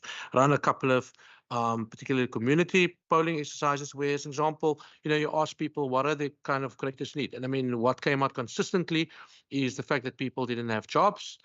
Within the energy space, it's obviously the issue around heating, lighting, and it also informs some of a particular responses. And I mean, Premier spoke about it early on, even the question that member Dagmar asked around safety. A lot of our initiatives was actually targeted around, particularly the priority around safety and then also around well-being. So we've got an extensive program, which is well recorded, and every cent that we spend there, we can actually target it back towards our 3 priority goals, and then obviously the 4th one being governance, innovation, and also the new way of doing things. So that's basically, what the amount covered for. Maybe also just to give you an indication that a big chunk of that money was earmarked by Provincial Treasury, so we couldn't do other things with the money than its original intention, and some of it was even targeted towards obviously the recovery. Then on the question in our own department in relation to it, I mean, the COS in the Office of the Premier, that's on a level 14. And I mean, I need to go back, as I said, Chair, to the detail. And I mean, I can also just respond in writing to that, given the public nature of this meeting. Oh, Premier, you want to respond? Yeah. The question was on her qualifications. She has a number of degrees. It's in international relations, in political science, in media and English writing. Thank you very much, ma'am. Let me just a caveat, but we will break we will have a break at 10 o'clock. So if we're going to go on final seated part A. Chair, yeah, thanks. Member Klaas referred to the organogram, and then I also asked a question about the Employment Equity Act, and there wasn't a response to that. Now, I would like to refer the officials to this document, the strategic plan for 2020 to 2025, and ask, in terms of what the DG has said that he would like to have a representative department, can the DG or the Premier point out, in terms of the strategic plan, anything around achieving greater representativity? Because if you don't have a plan to achieve that, so could I just ask, in terms of this document, which covers the period, where is there a reference to achieving representativity in the, because I couldn't find it anywhere. Yeah, thank you. I mean, as a department, we do have a EE plan. I mean, I can provide that to the committee. I can gladly do that. And obviously, given also the nature of this department, opportunities get created either when people retire or when people exit our employment. And I mean, if I just look at the executive management of this department, we currently have 3 of our DDG positions vacant, and it's been like that for the last year. And our SG is also retired at the end of March. So those particular positions also create some opportunity, but then obviously we are sitting with some constraints, particularly within the financial environment. So as and when positions come up, we carefully look at it. And I think Drika spoke about the issue around our budget committee. And in fact, what has happened over the last year, Chair, is this entire management team have literally stepped up and basically acted or basically stepped into those positions and have fulfilled those responsibilities. So as an example, our person in program 2, DDG there, Zenith is acting at the moment. Program 3, you know, we've got an acting person there. Louise is acting program 3 as the branch head and taking responsibility for all those things. I mean, Hilton is in program 4, and then in program 1, the CFO Driekus takes responsibility. And then as part of our broader work in this department, given the retirement of Mr. Juma, the DDGs in this department have a direct line towards me, because we were quite explicit that we're working towards a 1.P department, and our role is to enable, and everything we do in this department falls under the banner of a broader department of the Premier. And therefore, you know, whether we provide services to other departments in relation to the work that we do that as a department and not as an agency that's linked into this department. So we've done away with this department in a department methodology, and that is why we've got the relationship with the DDGs reporting directly to the accounting officer. And then some of the DDGs, if I just use Ms. Robson as an example, they're also starting to focus a lot on the external environment, particularly the work that we're doing with the Treasury and the work that we're doing with the Department of Local Government. So we've kind of, over the time, Member Dagmo, if you look at our strat plan, because the strat plan was narrowly focused at the time in relation to our org structure and what we did at the time. But those things have moved, and particularly post-COVID, and obviously the budget's becoming much more tighter. We decided as a department we want to become more slimmer, more leaner, and we want to be much more impactful in the way that we're doing things. So when we engage departments as a collective .P team, and we engage departments on the work that we do within the broader governance space in terms of our role to direct, to also lead, and to support departments more broadly. So even my own role, you know, is much more than just the typical ceremonial role that sometimes played. I mean, my role is quite clear, and I get supported by the team, is to make sure that this government delivers, and we will do what we need to do to make sure that actually happens. Thanks. Thank you. We will now move on to part B from pages 32 to 55. That will be the start of part B until the end of program 2. So pages 32 to 55. Member Dagmo has a question. Thank you. Before you go, sir, let me just check if the other members have questions. Member Bartman and Member Klaas. That's it. 3 questions. Member Pretorius? Yes. Sorry, yes. Thank you, Chair. Okay. Yeah. Chair, I just want to refer to the diagram on page 39, which refers to the values-based leadership program and the webinars with supporting toolkits and awareness sessions. Could I just get a clarification on what is the town hall 1 and citizen inquiry? If we could just get a description of what actually happens at the town hall and citizen inquiry. Is that, you know, in terms of this leadership program, does that involve officials actually meeting members of the community or citizens in the so-called town hall meeting? And then there's also a link between the first one and the second one. I'm just interested to know what activities that actually involves. And then on page 44, you will see there under sub-program 1.2, there's provision made for the appointment of special advisors following the handbook. I would just like to ask, how many special advisors does the Premier currently have, and what are they advising on? And then my last question, well, the next one on 54, can I go that far, Chair? 54. Or not yet? Yes, it's still on Part B. program 2. Yeah. There's at the top of the page there, around the various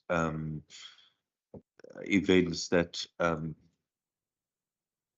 promote social cohesion, and that there are 9 events referred to, and KK&K and the Cape Town Cycle Tour are mentioned as 2 of them.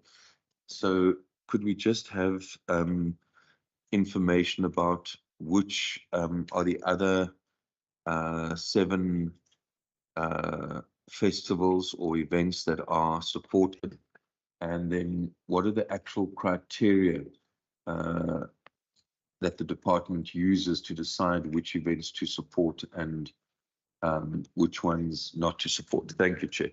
Thank you, Member Dugmore. Member Bartman? Thank you, Chairperson. Chair, on page 37, regarding the first paragraph in terms of key policy developments, the department has indicated that they've dealt with transversal policies, the Shakuma pilot, that focuses on violent prevention on schools, the Nourish to Flourish initiative, and the family strengthening project. So my first question is relating to that. So firstly, in terms of the Shakuma, how many learners participated? And in terms of the family strengthening project, what were the objectives and how many families participated? I'm not too familiar, so if I'm incorrect in the way I'm phrasing the question, please do also just assist me in this regard.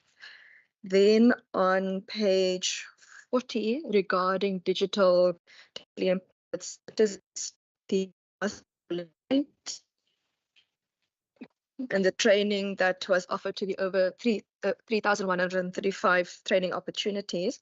What were the specific training opportunities that people participated in? What did they prefer? Were people more interested in learning Excel? Were they doing the ICDL license? Were they doing the coding online on the website? What specifically was coming out of those particular outcomes? Thank you. Thank you, Member Bartman. Member Klaas? Thanks, Chair, again. Chair, in part B, number 42, it's I don't know, it's a second paragraph, it's a first, because the dot start on B page? Part B, page 42. 42. Yes. Okay. It says transformed governance resulting in improved service delivery. Mentioned that based assessment of corporation government maturity level of development continue in stacked approach.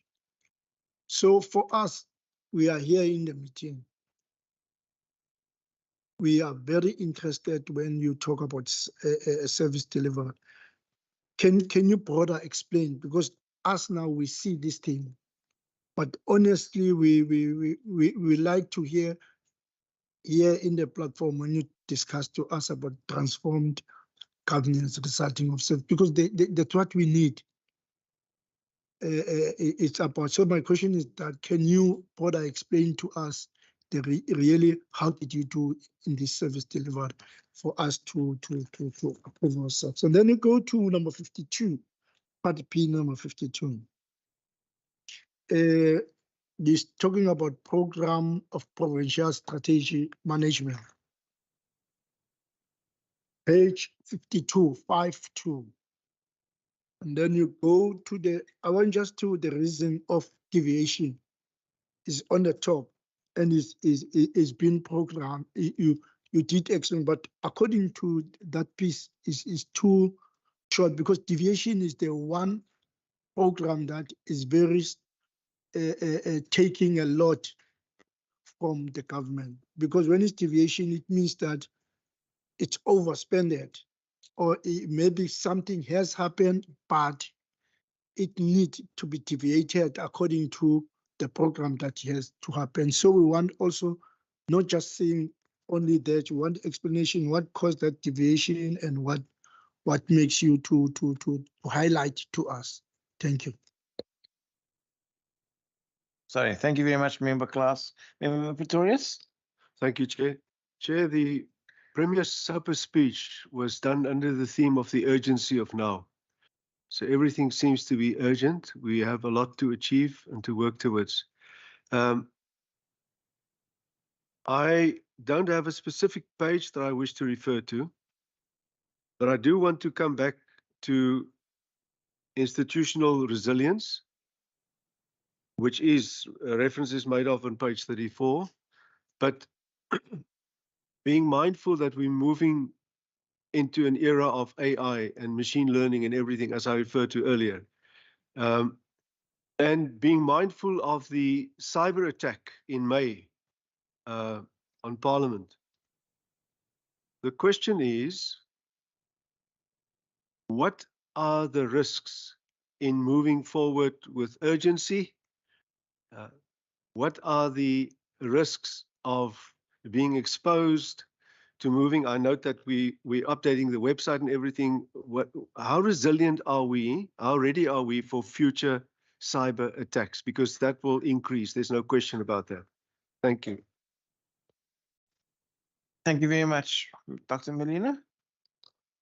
Chair, thank you for those questions. I'm going to ask Hilton.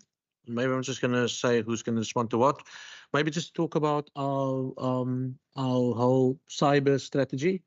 I mean, we were quite lucky, I think, but it's not just luck. I think we've put the necessary processes in place to make sure that we are resilient as an institution. And in fact, Hilton can indicate how many potential attacks, we need to kind of push off as a government, even to the extent where we even have built capacity to even assist municipalities where it happens. So Hilton, if you can maybe just talk to that. Then on transformed governance, and particularly how it relates to increased service delivery on page 42, Henriette, if you can deal with that. Then Member Klaas, in relation to your question on deviation on page 51, I can indicate that we didn't incur any additional expenditure. I mean, we at the time when we put our APP together, we looked at what we've done the previous year, 2021, 2022, and we plan to have 10 new partnerships to be created or to sign international partnerships. But when we got to the end of the financial year, we signed one additional agreement, because sometimes you go to the partner regions, you either renew an agreement or you can actually sign a new agreement. But I can also indicate that we didn't incur any additional expenditure in relation to that. Then Hilton, post your response on the cybersecurity, maybe just touch on the whole issue around digital empowered citizens. Maybe just deal with that also. What kind of training? That was the question by Member Bartman. And then Hildegard, if you can just touch on, some of those key policy developments on page 37. Those ones we were just below the picture on, sort of the family strengthening stuff, how many learners, what's been the objectives. And then Chair, in relation to the question on the events, that's by Member Dagmar, we've got that detail. I mean, it's stuff like the Otaniqua Chair Challenge, the Car Can Car, your Mitchell's Plain Festival, Cape Town Cycle Tour, the Carnival. We do the Wynberg Family Festival. We do stuff like the support the Two Oceans, also the Mitchell's Plain event. But in addition to that, Chair, we've got very strict criteria. So what we do is we apply our criteria, and our criteria firstly speaks to our 3 key priority areas. So will it promote the issue around jobs and the economy? To what extent will it address wellness? Because a lot of these things happen in communities. So how does it bring communities, etc., together? And does it address the issue around safety? So to what extent does these organizers actually, are they aware of what we're driving as a government, and to what extent do they support? But every event that we support go through a criteria, and we apply, that criteria quite strictly, and we are also very open about it. So we are even prepared to share the criteria, with the committee if the committee requests that to be in writing. In relation to the special advisors, we have two in the Department of the Premier. They deal with two matters. The one deals with strategic communications, and the other one deals with energy, and both those things are linked to our key priority areas. And then on page 39, and I'm going to ask Johan. I think Johan needs to deal with that. Maybe, Stephen, you can also touch on it in relation, because some of that stuff sometimes make a turn at PTI.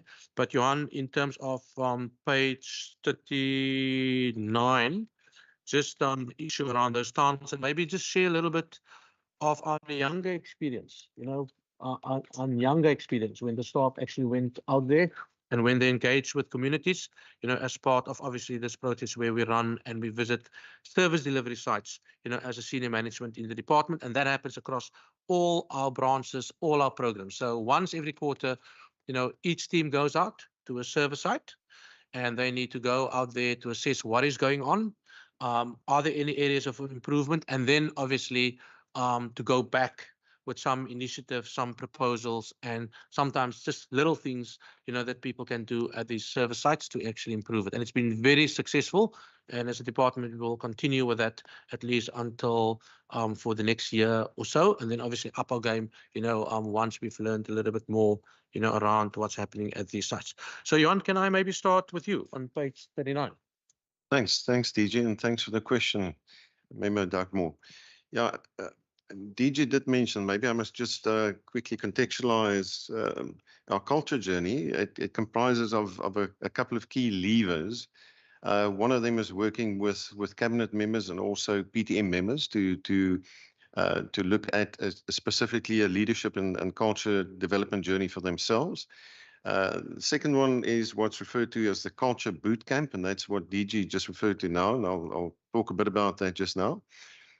Other one is we look at, we've got values, but the aim is to make those values come alive and to help people understand what the values actually mean, and to embed that in our ways of work, our processes and practices. So that's a third lever. And then the values-based leadership development program, which you refer to now, your question, and I'll get to it now. And then lastly, measurement, in order to give us an idea of whether what we're doing is actually having the desired impact. Now, in terms of the diagram that you're referring to on page 39, the town hall, the values-based leadership development program is a program that's got a virtual element to it, and also then a face-to-face. Now, town hall is basically just the word that we use where we bring all of the delegates together in a setting to talk about the learnings that they're acquiring and how they're applying those learnings in a facilitated context. Therefore, you'll see three of them: Town Hall 1, Town Hall 2, and Town Hall 3. Now, what happens in Town Hall 1, and specifically the link to the citizen inquiry, the values-based leadership development program is what we refer to as a action learning program. So it's not theory is there to complement the learning journey, but it's not just about theory. And it's important that people apply what they're learning in terms of actual projects. So in Town Hall 1, what people need to do, they're asked to look at specific service delivery improvement projects. And we urge and we ask people to go to service delivery sites and engage and actually see what citizens struggle with in order to then develop and focus their project that they work in a team context together on to inform that. So that's what Town Hall 1 is about, and that's the reference to citizen inquiry. Now, what DG referred to in terms of the boot camp is we've also applied this, and we urging other departments to do a similar thing, but over the last year within the Department of the Premier, we've piloted what we call a culture boot camp. And the second phase of that is where you physically go into a community, identify a community and go into a community and engage members of that community to understand their needs, and look at ways how we can collectively as a department, over and above our normal day jobs, how we can do something tangibly and practically to resolve that, and also integrate and collaborate with the broader Western Cape government and other departments to address that. And we've selected Nyanga and Philippi East and Crossroads as our area. And yeah, we've had amazing engagements with the community, and that's still ongoing. And the aim is to take that forward. And maybe just a practical area of delivery there, and Hilton can talk about that, is but looking at specifically an area where we create a footprint for what would you refer to at Hilton, a space where people can interact and get access to computers, to allow them to interact, from a e-commerce perspective.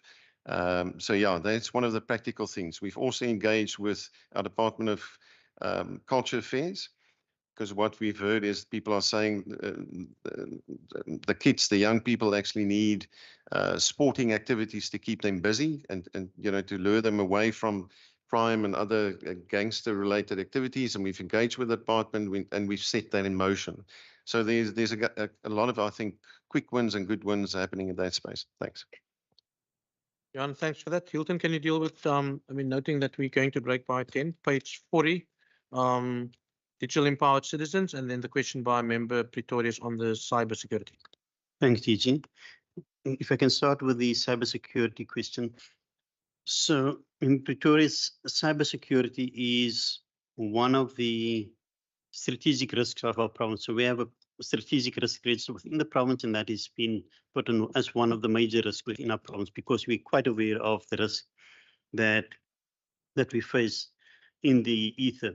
So we have a cybersecurity strategy within provincial government, and within that cybersecurity, we've identified the areas that we need to focus on, and we've identified typically in terms of the critical ones, the quick wins, and what are the foundational ones. But just to give you a few things that we have embarked on over the past few years to strengthen our security posture. So firstly, we have the strategy, but then we needed to invest in the right tool sets to monitor, detect, and respond to all cyber risks. And here I need to acknowledge our provincial treasury, who has funded our business case, which we submitted at the beginning of last year, to strengthen our security posture. And in that regard, we then were able to procure the Office toolkit for our staff to strengthen the desktop environment specifically. And we've also have monthly awareness campaigns and unannounced. So sometimes I will get calls, or even the DJ might get calls to say, but we are getting specific mails, spam mails from people that's clearly phishing.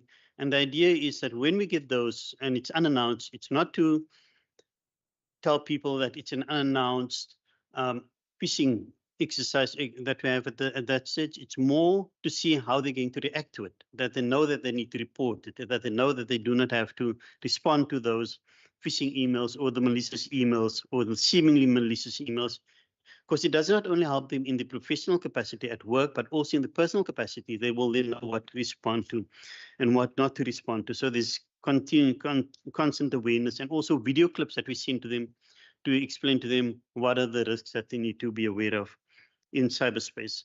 We also do regular penetration testing. Even the AG is compelled to do penetration testing, and during the audit this year, there were no significant vulnerabilities found during the AGS's penetration testing. We also upskill our own team, because that's critical. Our team needs to be upskilled continuously in order to stay abreast with what's happening in the space of cybersecurity and the cyber criminals. So we need to make sure that we have the proper skills level. Where we do not have it, we in-source those specific skills. And then also lastly, the infrastructure refresh, which is critical, because it doesn't matter what systems you have, what smart systems you have, if your infrastructure is outdated, you still have a significant risk within the organization. So those are the areas that we focus on, but we're constantly working on that. But I also need to say that we're only as good as the last minute in terms of cybersecurity. We don't know what's going to happen today or later today or tomorrow. All we can do is focus on those things that we're aware of, and also those that we're not aware of, and try to build the proper defense mechanisms within our system, both internally and also from the outside in. And then Member Bartman, the 3135E ICT, the digital empowerment of our citizens, that still relates to the ICDL models, Word, Excel, PowerPoint, and Access. However, I am aware that I have asked in the past, we cannot do coding and web development and those type of training, and we have explored it. What then happens is that the cost becomes exorbitant because you now need to upskill the trainers within the facility, and then also the cost of that training becomes a bit expensive. But we are looking at ways to improve the quality of the training that we have. So, but also partnering with partnering with universities or technicons where they can give us the learners free training or access to free training. So we do not need a facilitator in the center, but they can access that training online. However, it's also up to the citizens to be able to access those services and to understand where they can access this training. For example, if you go to Ilingaleto, there was a lady that worked in the center, and she'd skilled herself to be a teacher and to provide teaching as an official second language. And then she left Ilingaleto, that very small center, and she's now working in South Korea as a teacher in South Korea, teaching English. So yes, it's also about the opportunities that people see themselves, but we also need to make people aware of what are the other training that they can do. But in terms of the 3135, that's the ICDL training that we provide. That's a formal training that we keep record of each and every person who starts a course and who completed the course. Thank you very much. Hildegard, if you can just in summary respond to page 37, question by Member Bartman on those three objectives. Sure. So the first of these is the Shikuma pilot. So the Shikuma pilot arose from a deep concern about the amount of learner-on-learner violence that was happening in schools. So the first thing we did was to do extensive surveys to understand why, who were the perpetrators and what backgrounds did they come from and what were the attitudes towards violence. And based upon that and based upon international literature search, we came up with a program that engages students in schools. We did a pilot in the first year, and it went very well. So that in the last year, we've now expanded that to reach tens of thousands of learners in this particular year. And essentially, what the program does, it makes children aware to connect with what their emotions are, to understand when they are headed towards trouble in terms of being able to not be able to control their actions. And so it's based very much on socio-emotional learning and an understanding of oneself to be able to damp down on the violence between learners. And it's been very successful, and as a result, it has expanded. The next is the family strengthening program. So this is based upon the assumption that new parents who haven't parented before, or perhaps have parented and have struggled, don't know always what the appropriate way is in which to care for their children, how to deal with children who are disobedient, how to deal with a child who is responding in a way you don't understand. And so they provide intensive support. There's a number of NGOs. So the first thing we did again was we looked at the international literature to understand what makes up a perfect family, a really good family strengthening program, then engage with all of the NGOs to find out what are you actually doing and what works for you in the local context. And then taking those two things together, we developed a set of norms and standards for family strengthening. This isn't always just family members. Sometimes it's caregivers, such as foster parents. And then with this program now, we are assessing every program individually of 18 different NGOs to understand what is it that they have there that is really good and is working, and what do they need to strengthen. And it's developed a very, very nice community of practitioners, of family strengthening practitioners. And we're doing this in partnership with the Department of Social Development. With the previous program, Shikuma, it's in partnership with DCAS and with the WCED. And then with respect to the Nourish to Flourish, this is basically looking at the idea that when you have children who don't have and adults who don't have adequate nutrition, it's a much more complex problem than what you think. It's not simply that they're unable to buy goods and goods that are healthy for them, such as fruit and veg. Sometimes it's not having accessibility. Sometimes it's because some local service providers, such as ECDs and NGOs, don't have adequate food support programs. So we apply systems thinking to this. And out of that has come an identification of what we call the 5 best buys. What are the 5 things that we can do as a province that can make the biggest difference with respect to contributing to greater nutritional outcomes of all of our residents? So those are 3 of the policy initiatives that we're currently engaged with. Thank you. Thank you, Chair. There's only one question that remains, and then I'm sure we're going to take a break, Henriette. Thank you, Chairperson. The question that that Member Klaas asked about transformed governance. So that was a vision that we had when the strat plan was crafted in 2020.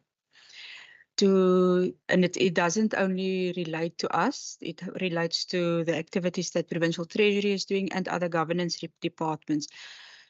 Our vision is that we change the mindset about governance so that it is about service delivery. People need to follow proper processes. They need to do it as a given, so that there are efficiencies in processes. An example is that we have a quicker and a better procurement process so that things are provided at coal face to medicine, to patients and books to children and all those type of things. So for us, it is to change the mindset from governance is for compliance. I need to tick this box to I'm doing this because this is contributing to service delivery on site. So yeah, there's a model about this, and we can always share it with you if you want to. Currently, we are assessing the departments or they've assessed themselves. It was a self-assessment to be on a level 5. Now a level 4 was that that a department, and in this case particularly the Department of the Premier, works in an integrated way. So our processes, our procedures and systems are integrated enough so that we are efficient in what we do. Most departments came up on a slightly higher level, is where we are starting to use information to actually make decisions and to go to some of the safety activities actually relate to that, where you identify where the need is, and that is where you deploy your people. So yeah, Chair, but we can send you more information on the framework specifically if required, but that is really to change the mindset that everything that we as governance departments do impacts service delivery in the end.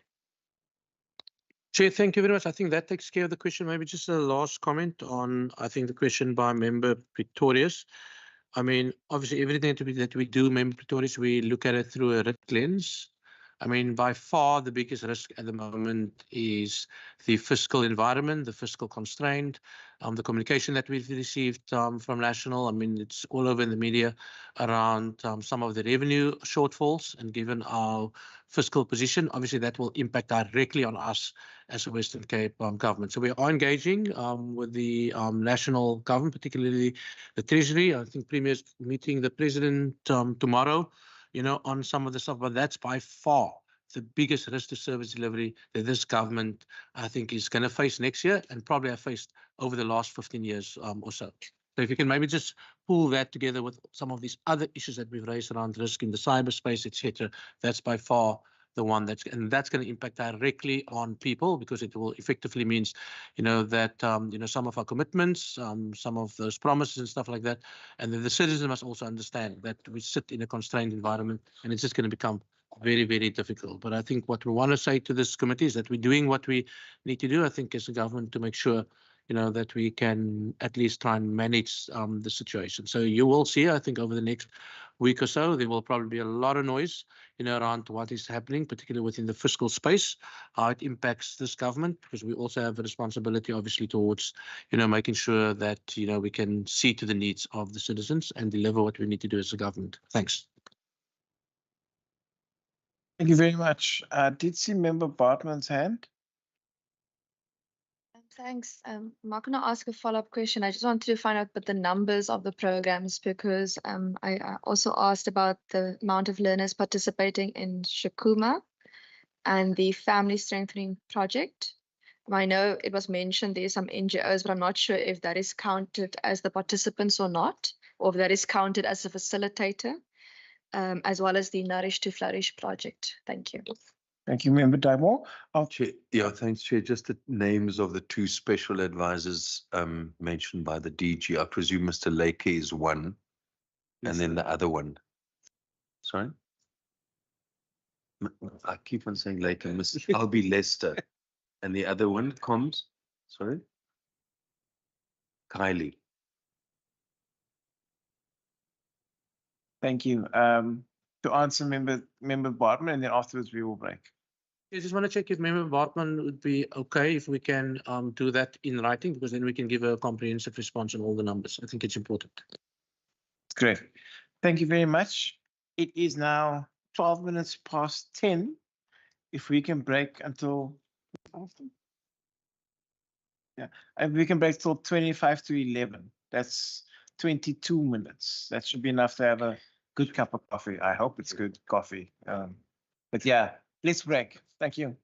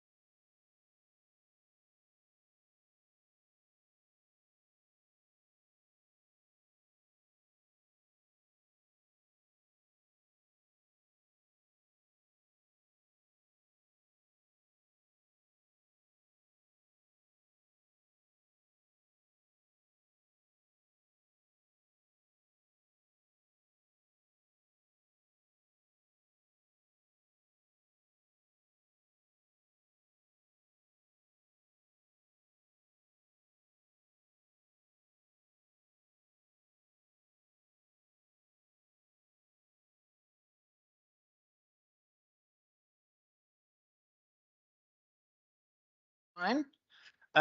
Members, what I recommend we do, what we will do now is we will go through the rest of Part B. So programs 3 to 6, the transfer payments, conditional grants, donor funds, and capital investment. So that we will go on to page 97, up until page 97.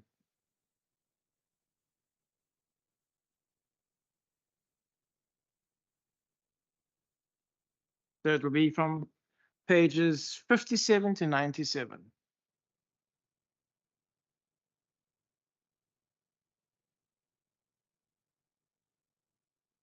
Are there any questions? Okay, member Klaas, member Bartman, and member Dagmore. We'll go in that direction. Member Pretorius as well? No. Okay, member Klaas? Yeah, for me now, it is not a question. Just I wanted just to give to the DG the clarity of deviation. Why I asked that question? Because what I believe in deviation is where there is a change of an activity. So for talking about money and other things, it was not a point, but I want just to say that is the changing of the activity. Thank you. Thank you, member Klaas. Member Bartman?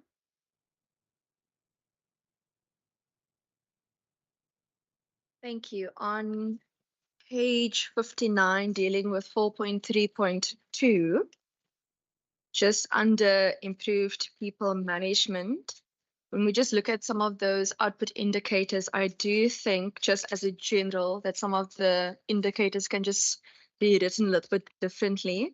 I'm going to make an example of work experience opportunities for youth. So for example, you've reported on the number of reports produced on the work experience opportunities facilitated for youth. But something I would like to see, for example, if you just check the work experiences opportunities for youth and not the number of reports on it, for example. So that is something that I would like to see where you can say, okay, we aimed for 2,000 participants with a 2,000 Rand budget. Did we overachieve? Did we underachieve? Et cetera, and so on. But that's just a general remark in terms of just the drafting of indicators. And then, because otherwise I'm going to keep asking you with every single program, how many people, because it's not necessarily in the details of the book. Then page 63, which brings me to an ironic question, which is how many people are in the internship program. Then, and that's paragraph 2. Then page 87. So I'm in paragraph 3 on page 87. In the picture on the legal services, I counted 10 people in the team. And it seems that you are dealing with 1,400 requests for things like legal opinions and contracts. So a rough calculation tells me that each person more or less deals with 140 contracts or legal opinions a year. And if you take a full calendar year, not taking into account that you must go for your flu shot and you're taking leave, et cetera, you must take your kid to school for the award ceremony. That means that you must deal with a contract or legal opinion every 2.6 days in the team, which is quite a lot. And obviously it's a rudimentary calculation because it doesn't take into account standard contracts that you might be doing over and over again that you don't need to rewrite. But when it comes to complex contracts and legal opinions, you're not going to need 2.6 days. You're going to need much, much more time. So I'm a little bit concerned that the amount of, I want to say the word content, but I know that is wrong. The amount of work that you have to deal with in comparison to the amount of people in your team and the nature of the work, I'm just a little bit concerned regarding overloading people, especially if you're not going to take any leave in that 365 days, because then your average amount of days just becomes shorter and shorter. Thank you. Thank you, Member Bartman. Member Dagmore? Sorry, sir, your mic again. Thank you, Chair. Just on page 82, there's reference to the GBV communication campaign. What I would just like to ask is that, and it's an issue that we've raised before, where a chief director of the Department of Transport is currently appearing in court on charges of sexual assault. And the responses that we'd received previously were that, that was a decision of the then head of Department of Transport. But could we please just ask, or just get a response to the question as to whether the Department of the Premier had its own investigation into the incident, and whether that investigation can be provided, because we remain of the view that an official charged in a criminal court should be on suspension pending the outcome. So my question in this regard is that, given the Premier's department leading this GBV communication campaign, did the Department of the Premier actually have its own investigation into the issue of the Chief Director in the Department of Transport? And if the committee can be provided with a copy of that report and its recommendations. Then on page 89, on page 91, there's reference to the transfer payment to the DG Murray Trust to do research on alcohol harms. We know that a commitment to do not have a new liquor bill before the legislature. And then finally on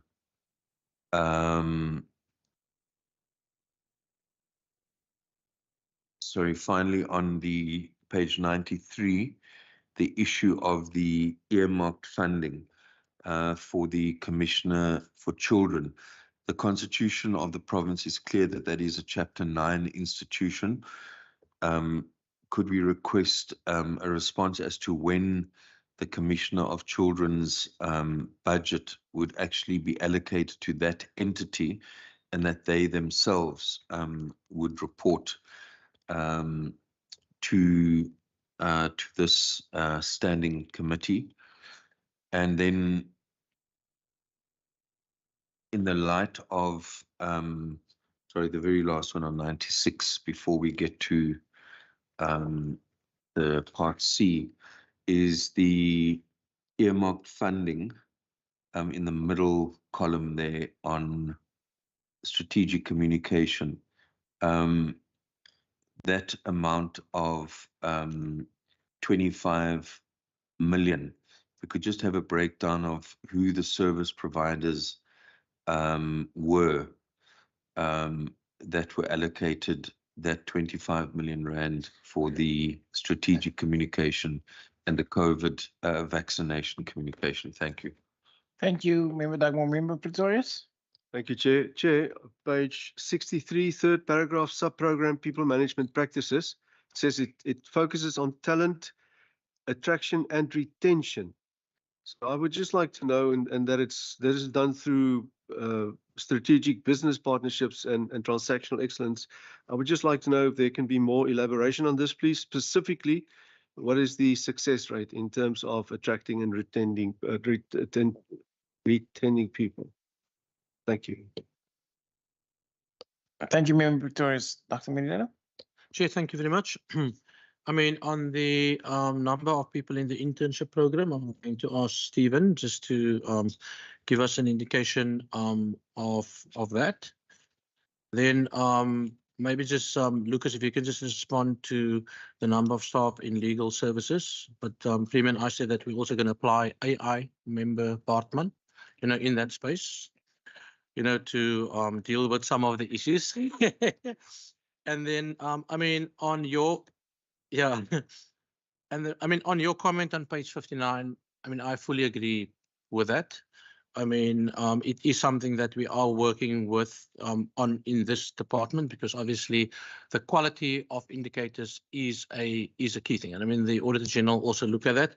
But when you go to those reports, as an example, you will see in those reports a number of job opportunities that gets created. I mean, I fully support you in terms of making, the indicators much more responsive. Obviously, there are also other matters, and I mean, in most departments, you will probably find it. Some of these things, you can't really anticipate ahead of the time. And then you can easily get into the space, where AG comes afterwards and say, no, your either indicator is not credible, or there's a material deviation in terms of the ultimate output. But what we are quite clear, so if you go to the indicator descriptor in the APP at the back, it will actually tell you exactly what should be in that report. So it's not just an issue about number of reports, but we are quite explicit to indicate what should be in that. And the indicator descriptors is in the annual, it's actually in the APP that we do every year. Then, Lucas, if you can maybe just respond to the issue, relating to transport and public works. Obviously, that process, is at the moment within the legal space, and I mean we want to respect that to actually run its particular course. And I mean, our own team did a lot of work in that, also advised the department, et cetera, but I mean, it's gone into a legal space, and we would actually, as it want to respect that in the same way that I've dealt with the other matter internally in our department. Then I want to respond on the issue around the Commissioner for Children.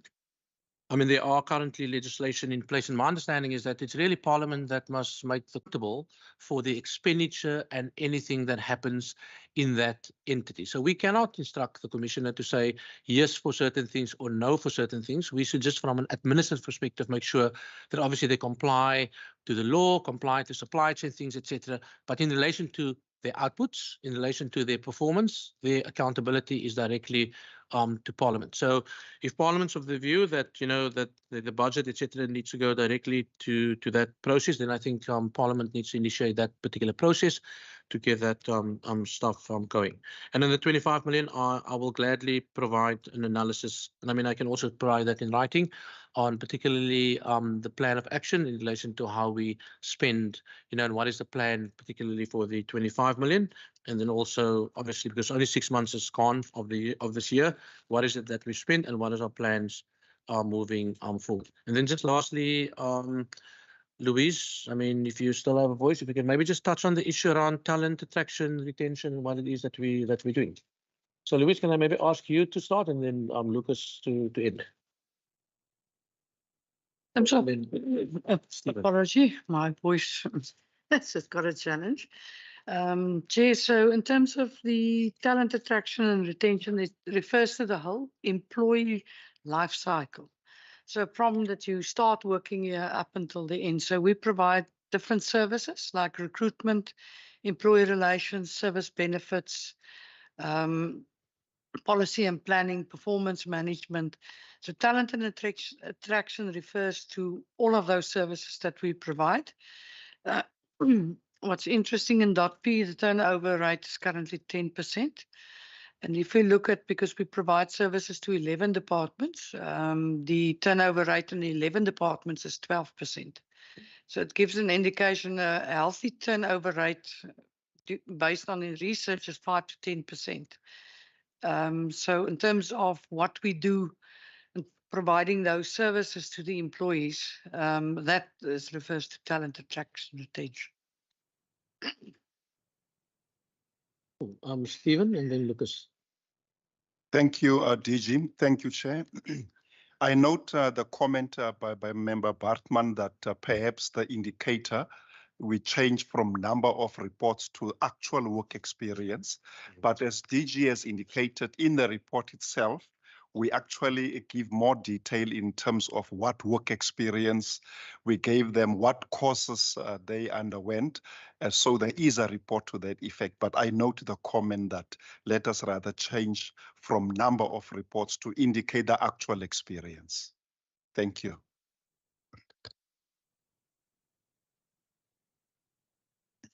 Thank you, DG. Should I respond to Member Bartman first? Thank you for the empathy. I think, no, you're absolutely right, but I think I would remind you that in previous years in the annual reports, we spoke about a review of our structure and our organization because we saw the graph as far as demand was concerned going up and capacity stayed the same.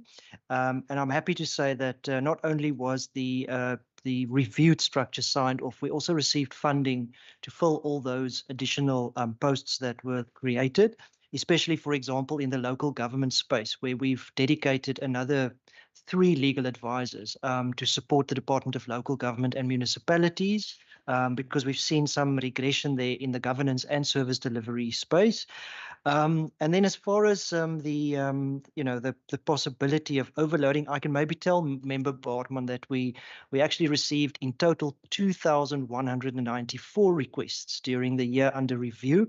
And of course, a number doesn't tell you the entire story, because as you say, there are some standard things that you can dispense with in half an hour, but there are certain matters that could be 3 years, 4 years, or 5 years in existence. But what I can say is that I think we have an adequate staff establishment to meet this demand. It's not easy, and I can safely say that everybody works every single minute of every single day. But as far as the possibility of overloading and that sort of thing is concerned, in the Barrett survey, we did notice that long hours, things like that did come out of the most recent Barrett survey, which we are trying to manage as best we can. But just from a strategic perspective, what do you do when you have a lot of work and you only have so many hands on deck, and you can only do what you can. And I mean, a couple of things that we are doing. We're working very hard at collaborating in-house and getting our business units integrated properly so that there's more seamless delivery, where colleagues can tap into the skills and the knowledge of colleagues in other business units where there are overlaps in the work that they do. We're also very keen on creating a database of legal opinions and things that you could access. So in other words, if you need to find or if you're confronted by something, it's easy to actually access and to see whether this has been dealt with by a legal advisor before. Flexible working arrangements, they mean a lot in our space. So we've also implemented that. And then, of course, we're also trying to be very proactive through the legal governance unit, because, I mean, the business case for establishing that unit was always that you're going to put a lot of proactive energy into the Western Cape government around training, due diligence assessments, and so forth, because that would then ideally take the edge off the reactive space. And just to give you an example, if you do a due diligence assessment upfront on a large project, the client receives a full-on assessment of what to expect from a regulatory and from a legal perspective. So when the project is implemented, there's no need to reactively ask for opinions because you already received the legal due diligence upfront. So we try through all of these things to manage as best we can, but I can say, Member Bartman, we're doing okay. Thanks. And then just on the matter that is with the Department of Transport and Public Works, just to answer Member Dugmore, the only investigation that was conducted by the Department of Premier that I'm aware of was the actual disciplinary investigation, which, as you've mentioned, did not then yield a decision to charge the alleged perpetrator. That was the only investigation. The matter, as the DG says, is now before the CCMA. We are going through the motions. At the moment, there is still an interlocutory application that's been adjudicated, but I anticipate that the matter is likely to be heard on the merits by probably not this year, but I would expect it to happen early next year. So the matter is slowly but surely edging forward. And then just maybe on the liquor bill. Yes, on the liquor bill, Member Dugmore, I don't have the exact details here as far as the progress on, because there are 2 phases to the liquor bill. There's a first phase amendment, I think, which is very advanced, and that is kind of like it deals with a couple of quick wins, things that are really important to get done as expeditiously as possible. For example, removing unnecessary red tape in applications for licenses and that sort of thing. And then there's a second phase, which is a far more comprehensive one. But perhaps I could offer that we provide you with a short summary of progress on both phase 1 and phase 2 of the liquor bill project in writing. Thanks, Chair. Thank you very much. Also, Dr. Medina. No, Chair, I think that takes care of all the questions. Thank you. Members, are there any further questions to the end of Part B? Member Class? Thank you. No, it's not a difficult question. It's just for the understanding about which page I'm in now. Okay, will come now. Yeah, the Center for Innovation. Which page, sir? Page 60 something. I was just continue trying to, but it's talk about Center of Innovation. You have to know which page is that one. In It's that from page one, 66. 66. It's from page 66 onward. Yes, it's fine. Yeah. In that you said that you are doing very well on that, but when we see there's a lot of eland, we call it deviation, lot of deviation. So in that sense, that it shows you that for that to be successful, you were pushing so much. I don't want to be negative because I see deviation, but my question now that is rising is that how many Center of Innovation have you done? Because when you talk about Center of Innovation, you talk about the Wi-Fi that you implement.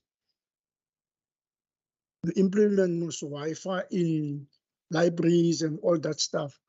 So we call it WC something that Wi-Fi. Now my question is that, are you done? Are you still continue? Or how far now are you with that process of implementing this Center of Innovation? Thank you.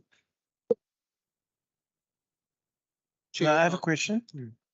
My question in regards to the 28,861 computer users equipped with modern Office 365 software. Just want to check, is everything licensed? Is everything, because that looks like a lot of computers in one reporting period. I know that updates must be rolled in time. Less networks become subject to security vulnerabilities. Just want to make sure that all the licenses have been accounted for and implemented. Thank you.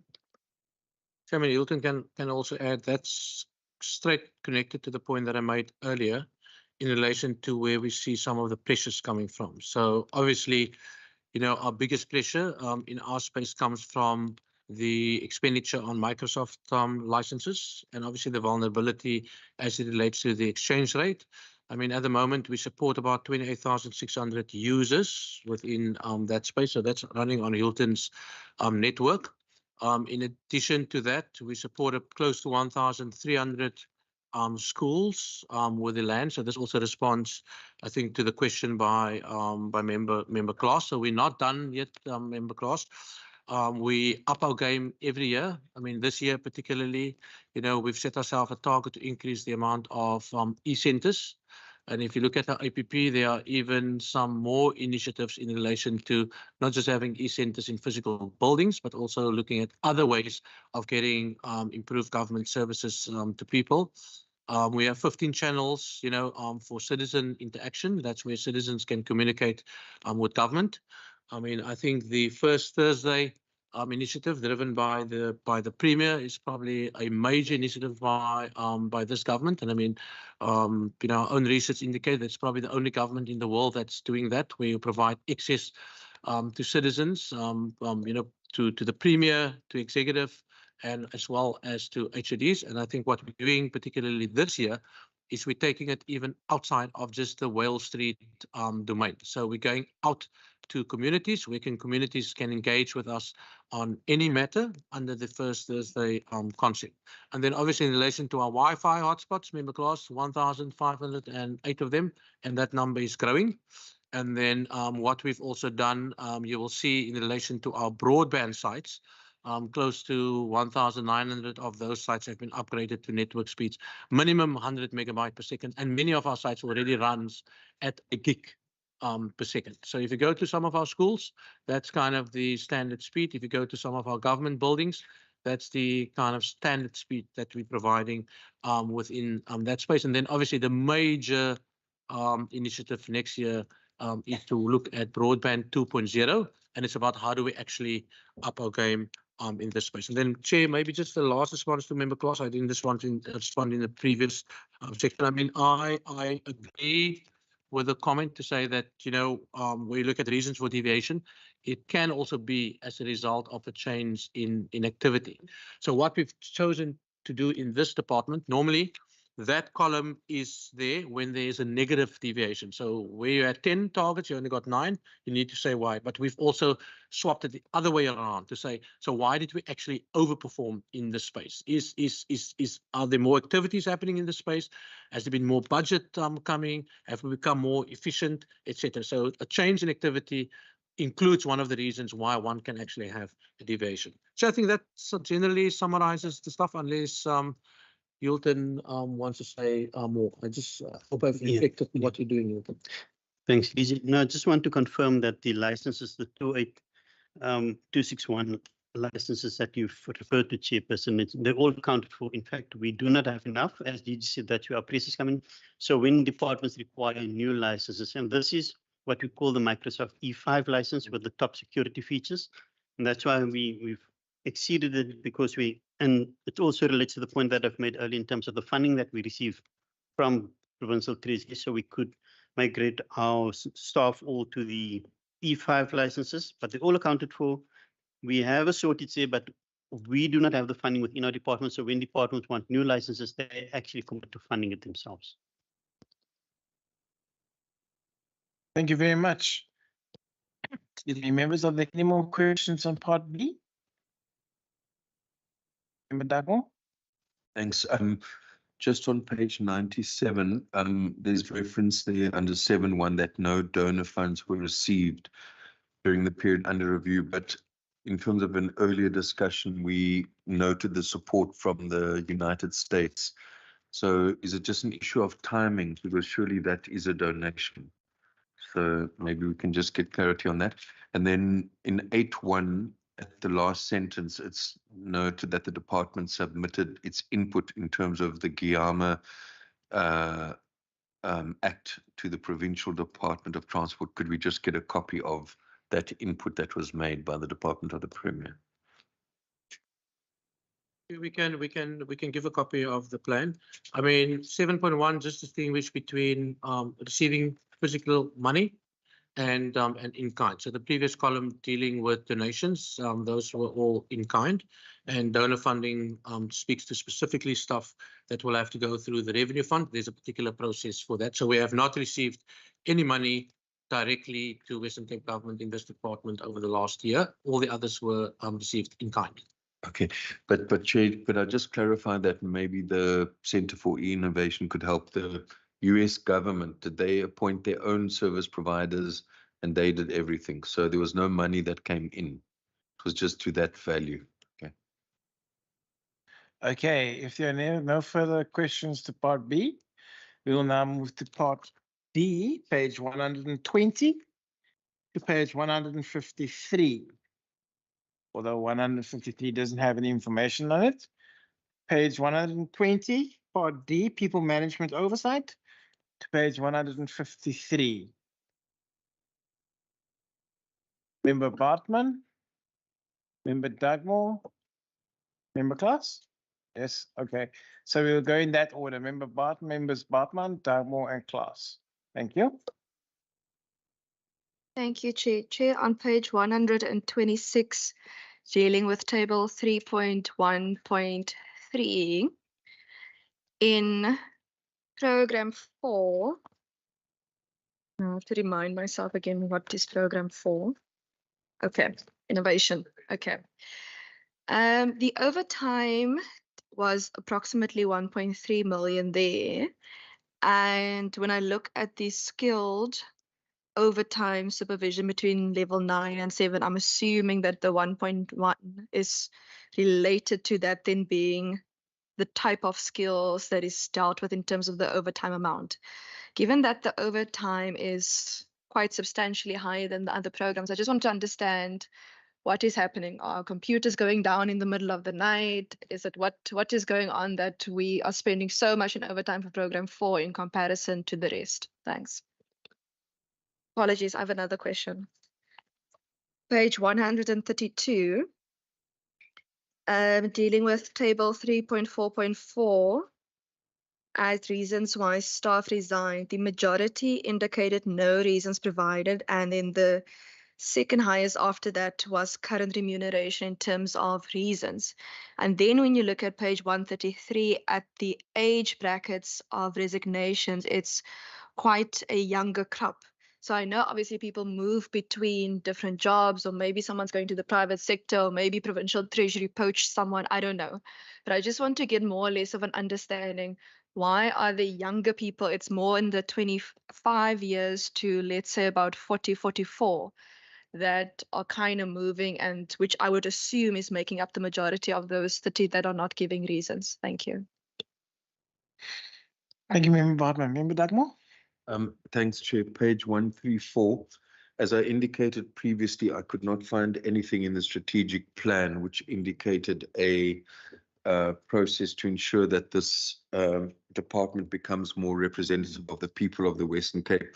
So therefore, it's not surprising to me that when you look at 134, and now we're on our, literally we past 4 years from this provincial government where this premier was appointed in 2019, we have 4 African senior and top management members out of 64. That amounts to 6.2%. In terms of colored male and female, 43.7%, which is also below the figure for people who are historically classified as colored, and we have 35% for white. The Premier in his input talked about restoring trust. Would he agree that as it stands at the moment, this representativity is against the letter and the spirit of the Employment Equity Act as it stands in this country? And would he agree that in terms of instilling trust, having a senior and top level management as underrepresented, particularly of the African and colored constituency, does not bode well for building trust amongst the citizens? Thank you, Member Dagmore. That's all from you. Yeah. Thank you, Member Klaas. You mind lifting the mic, please, sir? I'm in page now, it's 124. It's talking about people management monitoring. Page 124, talking about people management monitoring, people management oversight statistics. My question that I see in your program in page 125, you show that number of employees remunerated. Well, my question on your strategy for doing that, or to make sure that the employees are remunerated, what strategy that you were using as your oversight statistics? Because you said the 164 in program, the first program you did in page 125, and then it comes out to number of employees remunerated. You see that. Now my question, which strategy that you use in order for you to get that 164? And then we go to 131, employment changes. You talk about the turnover indication trend in employment profile of development during the year under review. The following table provides a summary of turnover rates by the salary table 3.41 and by critical occupation table 3.42. My question is that also, it's your turnover improves, or it's your turnover, what this turnover gives on your program? This turnover makes you go right in the improvement, or is it going down? Oh, I want us to understand, how are you benefit through this turnover? Thank you. Thank you very much. No further questions for now. Dr. Molina, the Premier. Thank you very much. I think to the Honourable Dugmore, definitely the DG has spoken at length on the plan. Secondly, around trust, I want to say no. Okay, let me respond just to the two questions. I think the questions by member Klaas on page 124 and 125. I mean, the number of employees that's remunerated in this department is based on our organizational structure. So I cannot just simply decide to appoint people without having the requisite structure in place. So all our structures are approved. We've got an organizational development component that looks at structures, and any deviation or any additions or any changes must go through a particular process. And in some cases, we also need to consult the DPSA on some of it. So the number of employees is directly linked to that. And also the different programs is also directly linked to my organizational structures. As an example, if you look at program 6, which Lucas, the head of legal services, spoke to, there are 55 people working in that component, but that's all based on a structure. There's just like 1 or 2 people, that sometimes you can appoint additional to the establishment given certain needs, but also in terms of certain timelines. So we've got about 1,213 people that this department face. Most of the people sit in program 3, which deals with HR. There's also the corporate center that sits there, in program 4, which deals with the with CI, and CI is the Center for Innovation. So there's a lot of technical people, that need to obviously service these 28,000 staff members on our system and all the other systems also that we have. So I want to assure Member Klaas that the number of people in the system is based on that. Then the turnover rate is basically a combination of appointments and transfers, appointments into the department and transfers out of the department, and transfers or terminations out of the department. So that's really the net movement in relation to the total people that you employ in the department. And I think Ms. Esterhuizen spoke about our turnover rate for 22-23, which sits at only 10%. Chair, the big issue that we have is, and I think Member Bartman raised it, is the largest amount of people that either come into the system or exit the system sits in middle, not even middle management, even lower than that. So it's levels 3 to 5, 6 to 8, and just on the margin 9 to 12. You can see, Chair, over the last year or so, we've had very limited movement. And that is why, I mean, even the question that Member Dugmore raised, that is why we really struggle with some of the numbers at our top management level. So you can see over the last 2 years, if you look at table 3.4.1, the one that Member Klaas referred to, if you look at appointments into the department from salary level 14 and up, it's been 0. Transfers into the department have been 0. Most appointments into the department happened between levels 9 and 12, and limited 2 numbers into the system. So our real challenge sits on, I would say, level 13, level 14, level 15, level 16. And that is also the structure that sits in front of our annual report. So if you struggle with your movement there, you will struggle to actually turn some of the numbers around. And then, as I indicated early on, our biggest challenge is by far the limitation on COE. I mean, on the COE, we have a limit in terms of how many people we can appoint. So at the moment, we're taking a lot of strain on senior management level, where senior managers in this department are actually either doing another job, so it's actually they're doing 2 jobs at the same time, or they are standing in for some vacancies that we're just simply struggling to fill, or that we cannot fill because we do not have the financial resources. And what we do in our budget committee, month after month, Chair, we actually say, where's the critical need in this department? Where's that need that will impact directly on the citizen? And if it's generally a lower level staff member, sometimes that's running processes to make sure that this department runs, then we actually say, no, let's use the small amount of money that we have and rather fill that particular position, rather than to actually put a lot of senior management into this department. Obviously, we look at the strain that it's causing, and I mean, where needed, we will then, fill it. I think Premier already responded to the question of Member Dugmore. And I mean, I think Ms. Bartman, the issue on page 132, I think you are correct in your analysis in terms of what is happening, particularly within that space. But I can even ask Louise maybe just to give a little bit of detail on what are some of the key reasons.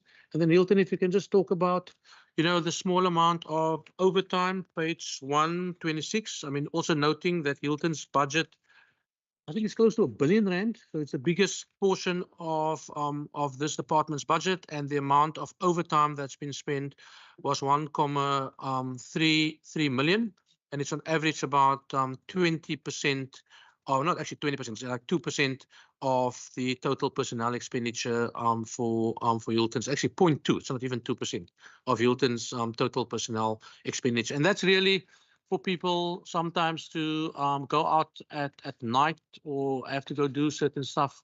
If a system's, let's say a system crash on a Saturday or Sunday, we can't wait till the Monday. If the Department of Health calls and say, our hospital information system is down, or our system dealing with taking x-rays are down, or some of the stuff is not pulling through. Hilton then needs to dispatch his team between him and Evan, and they need to go and make sure that the stuff actually works. Or we get a call over the weekend to say some of our Wi-Fi hotspots are not up and running. Then the team needs to go out to do that. As far as possible, we also apply flexible work arrangements, in terms of our policy. So particularly with the technical guys, we'll probably say to them, you've come in over the weekend, we'll give you 2 days off. But sometimes you get to a point where, you need to give them that little bit of extra, but it's not big in the bigger scheme of things. So Louise, let me ask you first, because I see Hilton is already smiling, and then you can get Hilton to respond last. Yeah. In terms of the overtime, you corrected CI, and it's predominantly network technologists. So that's how the DG now explained it. It's confirmed. In terms of the younger people, yeah, they're much more mobile, and their understanding of loyalty to an organization is completely different than the older people, and it's not wrong. So we need to embrace that and work with it. So yes, they're building their careers, and we need to contribute while they're with us to their employment journey. So that's how we consider that. In terms of member class, yeah, the DG explained exits and entries in terms of turnover, and then also remuneration. We pay salaries, and we pay salaries to the people that employ, and we use the patrol system for that. Thank you. Thanks, you. I think that takes care of it, sir. Thank you, members. Member Pretorius. Thank you, Chair. Dugmore. Yeah. Thank you, Chair. Chair, page 125, table 311. The personnel expenditure is 616 million, which equates to 34.5% of the total expenditure. I'm not trying to be facetious, but how does this compare to other provinces and even the government? I assume that it's related to wage agreements, national wage agreements. And I'm asking the question being very mindful of, as Dr. Malila explained, about the challenges with senior staff. But it does seem, if you've been in business like I have been, 34.5% is a very high percentage for staff. Thank you. Chair, maybe Driekus can, maybe Driekus can also go into it. I mean, obviously, the percentage of personnel expenditure to total expenditure differs across different departments. So in education, that number would probably be around 75 to 80%. In the Department of Health, probably around 60%. That would be my guesstimate, 60-65%. And then in this department, it sits around 34% or 34.5%. The main reason for that is that there's a big chunk of our expenditure that's spent on goods and services. Obviously, the biggest component relates to the broadband contract, which runs anything between 350 to 400 million rand of our close to 2 billion rand budget. if I compare what we're spending, and Louise can also come in here, in aggregate, our personnel expenditure is just a little bit more than 50% of our total expenditure. Compare that to other provinces. You go to province maybe like Limpopo, Mpumalanga, whatever, some of them sitting already around 70%. And that is why when you have a salary agreement that exceeds what comes from national or that exceeds CPI, that puts a lot of pressure on the system. And that is why, Member Pretorius, you see the noise and stuff that we're making at the moment. I mean, Premier's written 2 letters to the President already, or 3 letters. We've written 2 letters to the National Minister of Finance. Also, our own internal engagement is because of the pressure that gets created as soon as you have a wage agreement that exceeds inflation. But over and above that, as soon as you have a wage agreement that's actually unfunded by national. And if that money is not coming through, I mean, at the moment, there are proposals on the table for this vote to reduce its budget, given the implication of personnel to the tune of about 160 million. And you can just think, what did that do to the bottom line? Because most of that relates to personnel. But Chair, this is the assurance. I mean, we look at our personnel expenditure quite carefully. And I mean, it also speaks to my previous comment that people are doing more with a lot less at the moment. But on the other side, we're going to start to feel it in the burnout. We're going to start to feel it in Johan's program that deals with culture. And we're going to start to feel it in Louise's program that deals with employee health and wellness. And at the end of the day, you need to find a nice balance because people, you know, if we want to be an employer of choice and remain on this list that Premier said as the best employer, the issue around balancing your work life, looking at employee health and wellness is a key component into that. So we're trying to lead in that space as the department, and we will do what we need to do to make sure that we don't overburden people unnecessarily so, but also send the signal that we're in tough times. And I mean, we've got citizens out there that are screaming for additional services and that we have a committed workforce that will do what they need to do. Thanks. Member Dugmore? Chair, it was just a last question on 149. The top table, there's reference to 3 disciplinary hearings in regard to sexual harassment misconduct. I just wanted to ask, you know, what were the findings? Were there findings against those accused of sexual harassment, or were did the disciplinary hearings not result in any particular sanction to those accused? Obviously, we're not asking for details of individuals here, but what were the outcomes basically of these 3 hearings and any sanctions or not?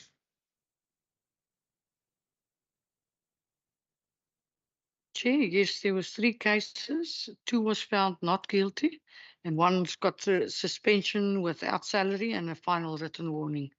That's indicated on page 148, paragraph 312(2).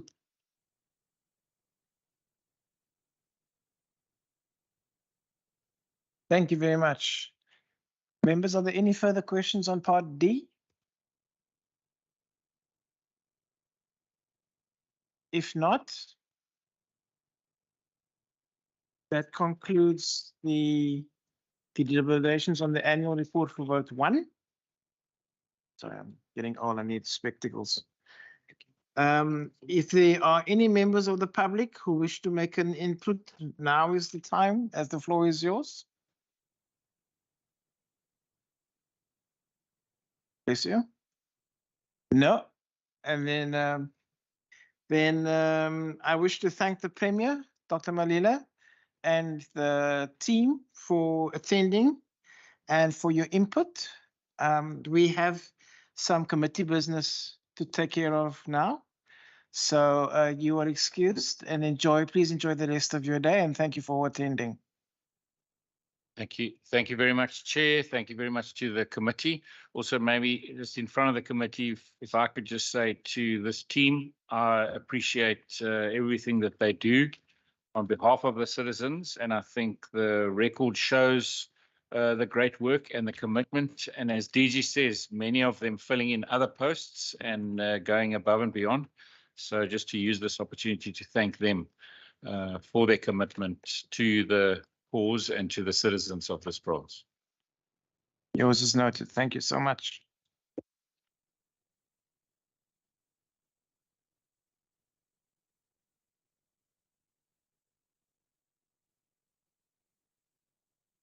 Oh, sorry. Thank you to the members of in the gallery. I didn't see you there. Thank you.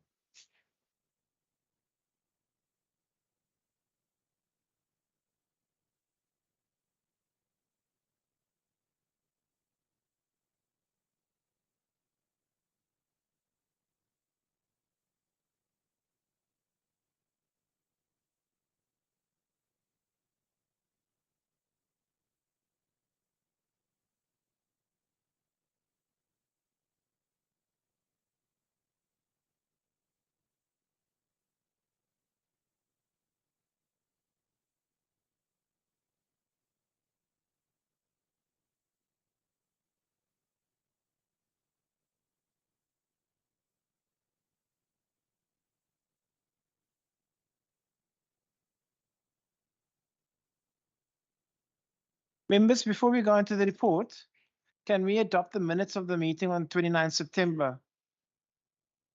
We'll flight it now.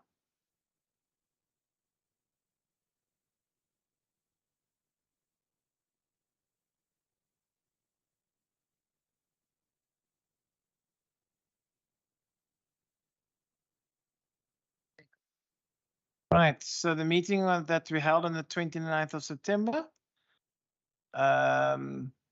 it's open, page 1.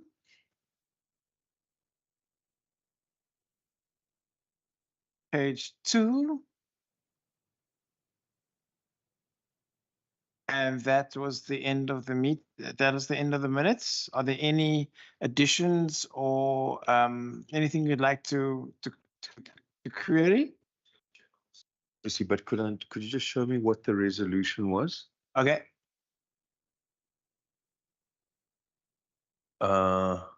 Advocate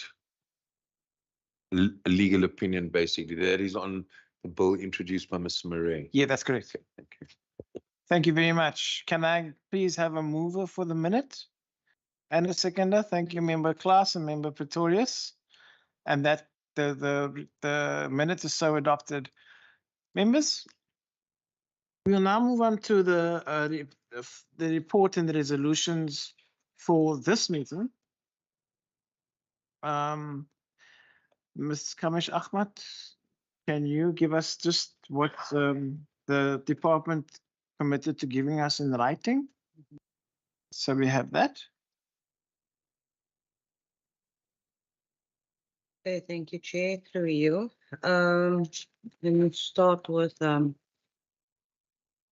was a request on the skills audit report. I don't know if you want information. So the copy of the skills audit report, as well as the breakdown of the condonation of the 472,000, the detail in writing, right?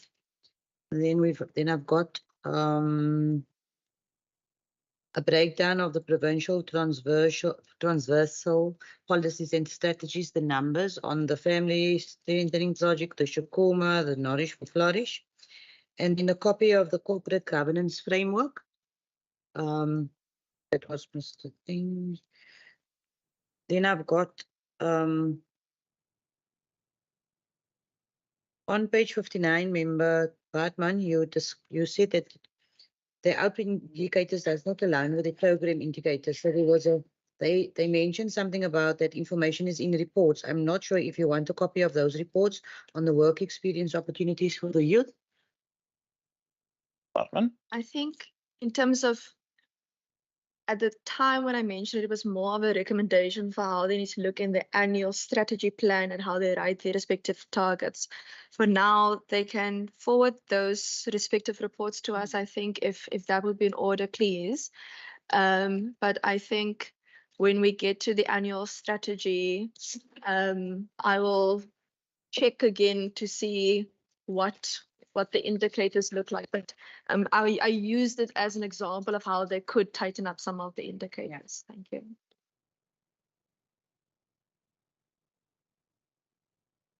Member Dugmore, at the moment, the awareness about the GBV, that sexual assault matter is with CCMA, so I don't think that any information can be requested right now. So I just park it for now. And then there was a breakdown on the short summary on the process on both phase 1 and 2 on the liquor bill. And then a breakdown of the 25 million for the strategic communication in the COVID-19 vaccination campaign. And the copy of the input provided for GIAMA to the Transport and Public Works. That is what I captured thus far. I'm not sure if the members want to add anything further, Chairperson. And then I've got something here about infrastructure refresh project, the ICT digital portal. I had like a, maybe if the members have anything regarding that, but members can just add on now. Thank you. Members, are there anything else that needed addition? Member Bartman? Thank you, Chair. Chair, as a general, I do think that for example, this is the first day of the last annual report season for our term. And I do think that, for the department that has gotten a clean audit, we just need to, as a very last, just congratulate them to say, well done on getting your clean audit. My understanding of this particular department is that there weren't even particular findings that the auditor posted. Yeah. Thanks. Thank you, Member Dugmore.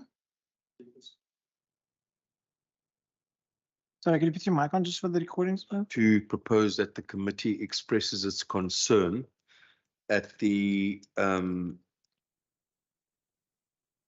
ongoing failure to ensure that this department is more representative of the people of the Western Cape over the last 4 years, as reflected in the information provided to us. Chairperson, I just think it's completely unacceptable that this department has clearly shown no will over the time that we have been holding them to account. They have just simply not been serious about making this department more representative of the people of the Western Cape. So I want to propose that.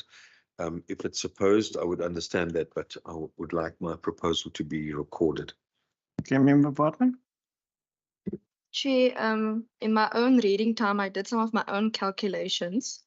In table 3.5, dealing with employment equity of this department, the top management is 66.67% colored.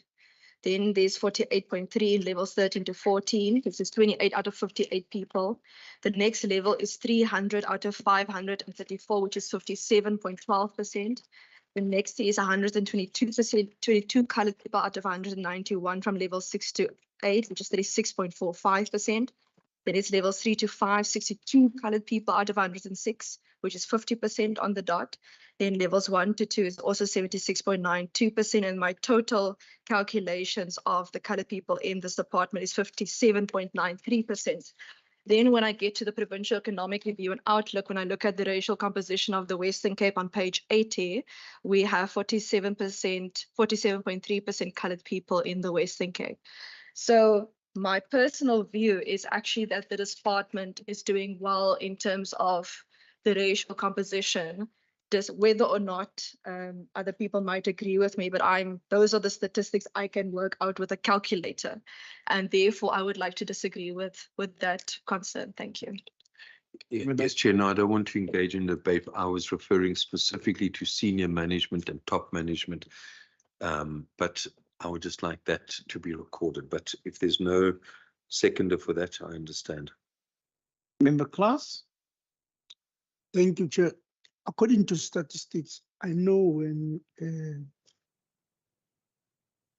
member counts, it only counts on one nation, as he explains, only to our colors.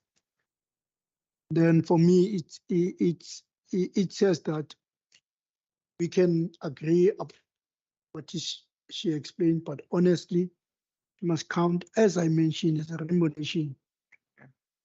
When I said rainbow nation, everyone must be represented, not a certain individual race. That's why I didn't want to mention there. Yeah, honestly, what I'm agree upon is that they agree that they will come up with the right stats, of which not only for a certain race. So we can say to this meeting, the counting of a member is fine, but only on one race. But my suggestion is that it must be counted through all races. Thank you on that point. Thank you, Member Bartman. Chair, the reason I mentioned those particular statistics that I quickly did calculations on was because the request and the concern that was raised was on the regional demographic composition. So based on that context, and the reason I didn't go into my own calculations on every single one is that for me personally, when I look at the regional composition and when I look what is happening in the department, that personally I disagree that the department is not taking racial composition into account. I think that in the Western Cape, we're always looking to make sure that the people are able to deliver the services to the people, and that this is a wonderful attribute for the department as well. But that was the context in which I disagreed, and not because I had much time to be able to go through every single calculation personally on my own. Thanks. Thank you, Member Klaas. No, I agree with them. It's just to face the reality of just Rainbow Nation, because we know that more percentage on this area is about colored. And then she saw that, yeah, according to her count, is very good. Yeah, because of that. I was just emphasizing that when we create a free state of democratic state, when you talk about democratic state, we talk about all of us. We don't mention individual on that point, but according to the statistic that you got, it's fine. It's just for me to show the democratic rights of what we are standing for. Thank you. Thank you, Member Pretorius. Thank you, Chair. Chair, perhaps just from a different angle, I concur with what Member Bartman said. And I think the test for me here is the findings of the Auditor General. And the Auditor General did not express any view on the composition of the staff component of this province. While I think every effort is being made to comply with BEE and with employment equity, the Auditor General did not express him or herself on this matter. I'll rest my case. Thank you. Thank you very much. Yes, Member Klaas. My point come to this thing of deviation. Yeah, it's good, but you cannot always do deviation, which means it's look like that. When you see this thing is wrong, you said, okay, where's the other compound that we can use? And then you put it in. But because of that process that they are doing, it's fine because everyone wants that. And we want to see all the government schools and all. But my point is that deviation must not be the solution at all times. Because deviation, it means that you can change things by yourself, because the person that must be the last person to decide is a teaching. So teaching can just implement as he wish, but they are doing a good work. But we must just explain to them that deviation must not be a priority. Thank you. Thank you. Members, with respect to the report that we need, the committee report on the deliberation of vote 1, the input that we've gotten today will be covered in the committee report, and we will give Ms. Kamish Ahmad the time to draft the report, which will consist of an introduction, overview. We don't have any inputs from the public because the public wasn't here. Findings, information requested, recommendations, resolutions, and the conclusion. The report will be distributed and considered and adopted at the later date as per the normal procedure. Are there any other notes that the members would like to make? In that case, thank you very much for your attendance and the robust discussion we had today. This is the first of the last. We we only have the budget to contend with as reporting is concerned. Thank you very much, and I'll see you on the 18th in Hermanus. This meeting is adjourned. The 18th and next week. The annual report season, everyone. Where are we staying, Wasima? At the Windsor? It's lunch. By the Windsor. Is it a party? Is the lunch ready? Isn't there maybe lunch?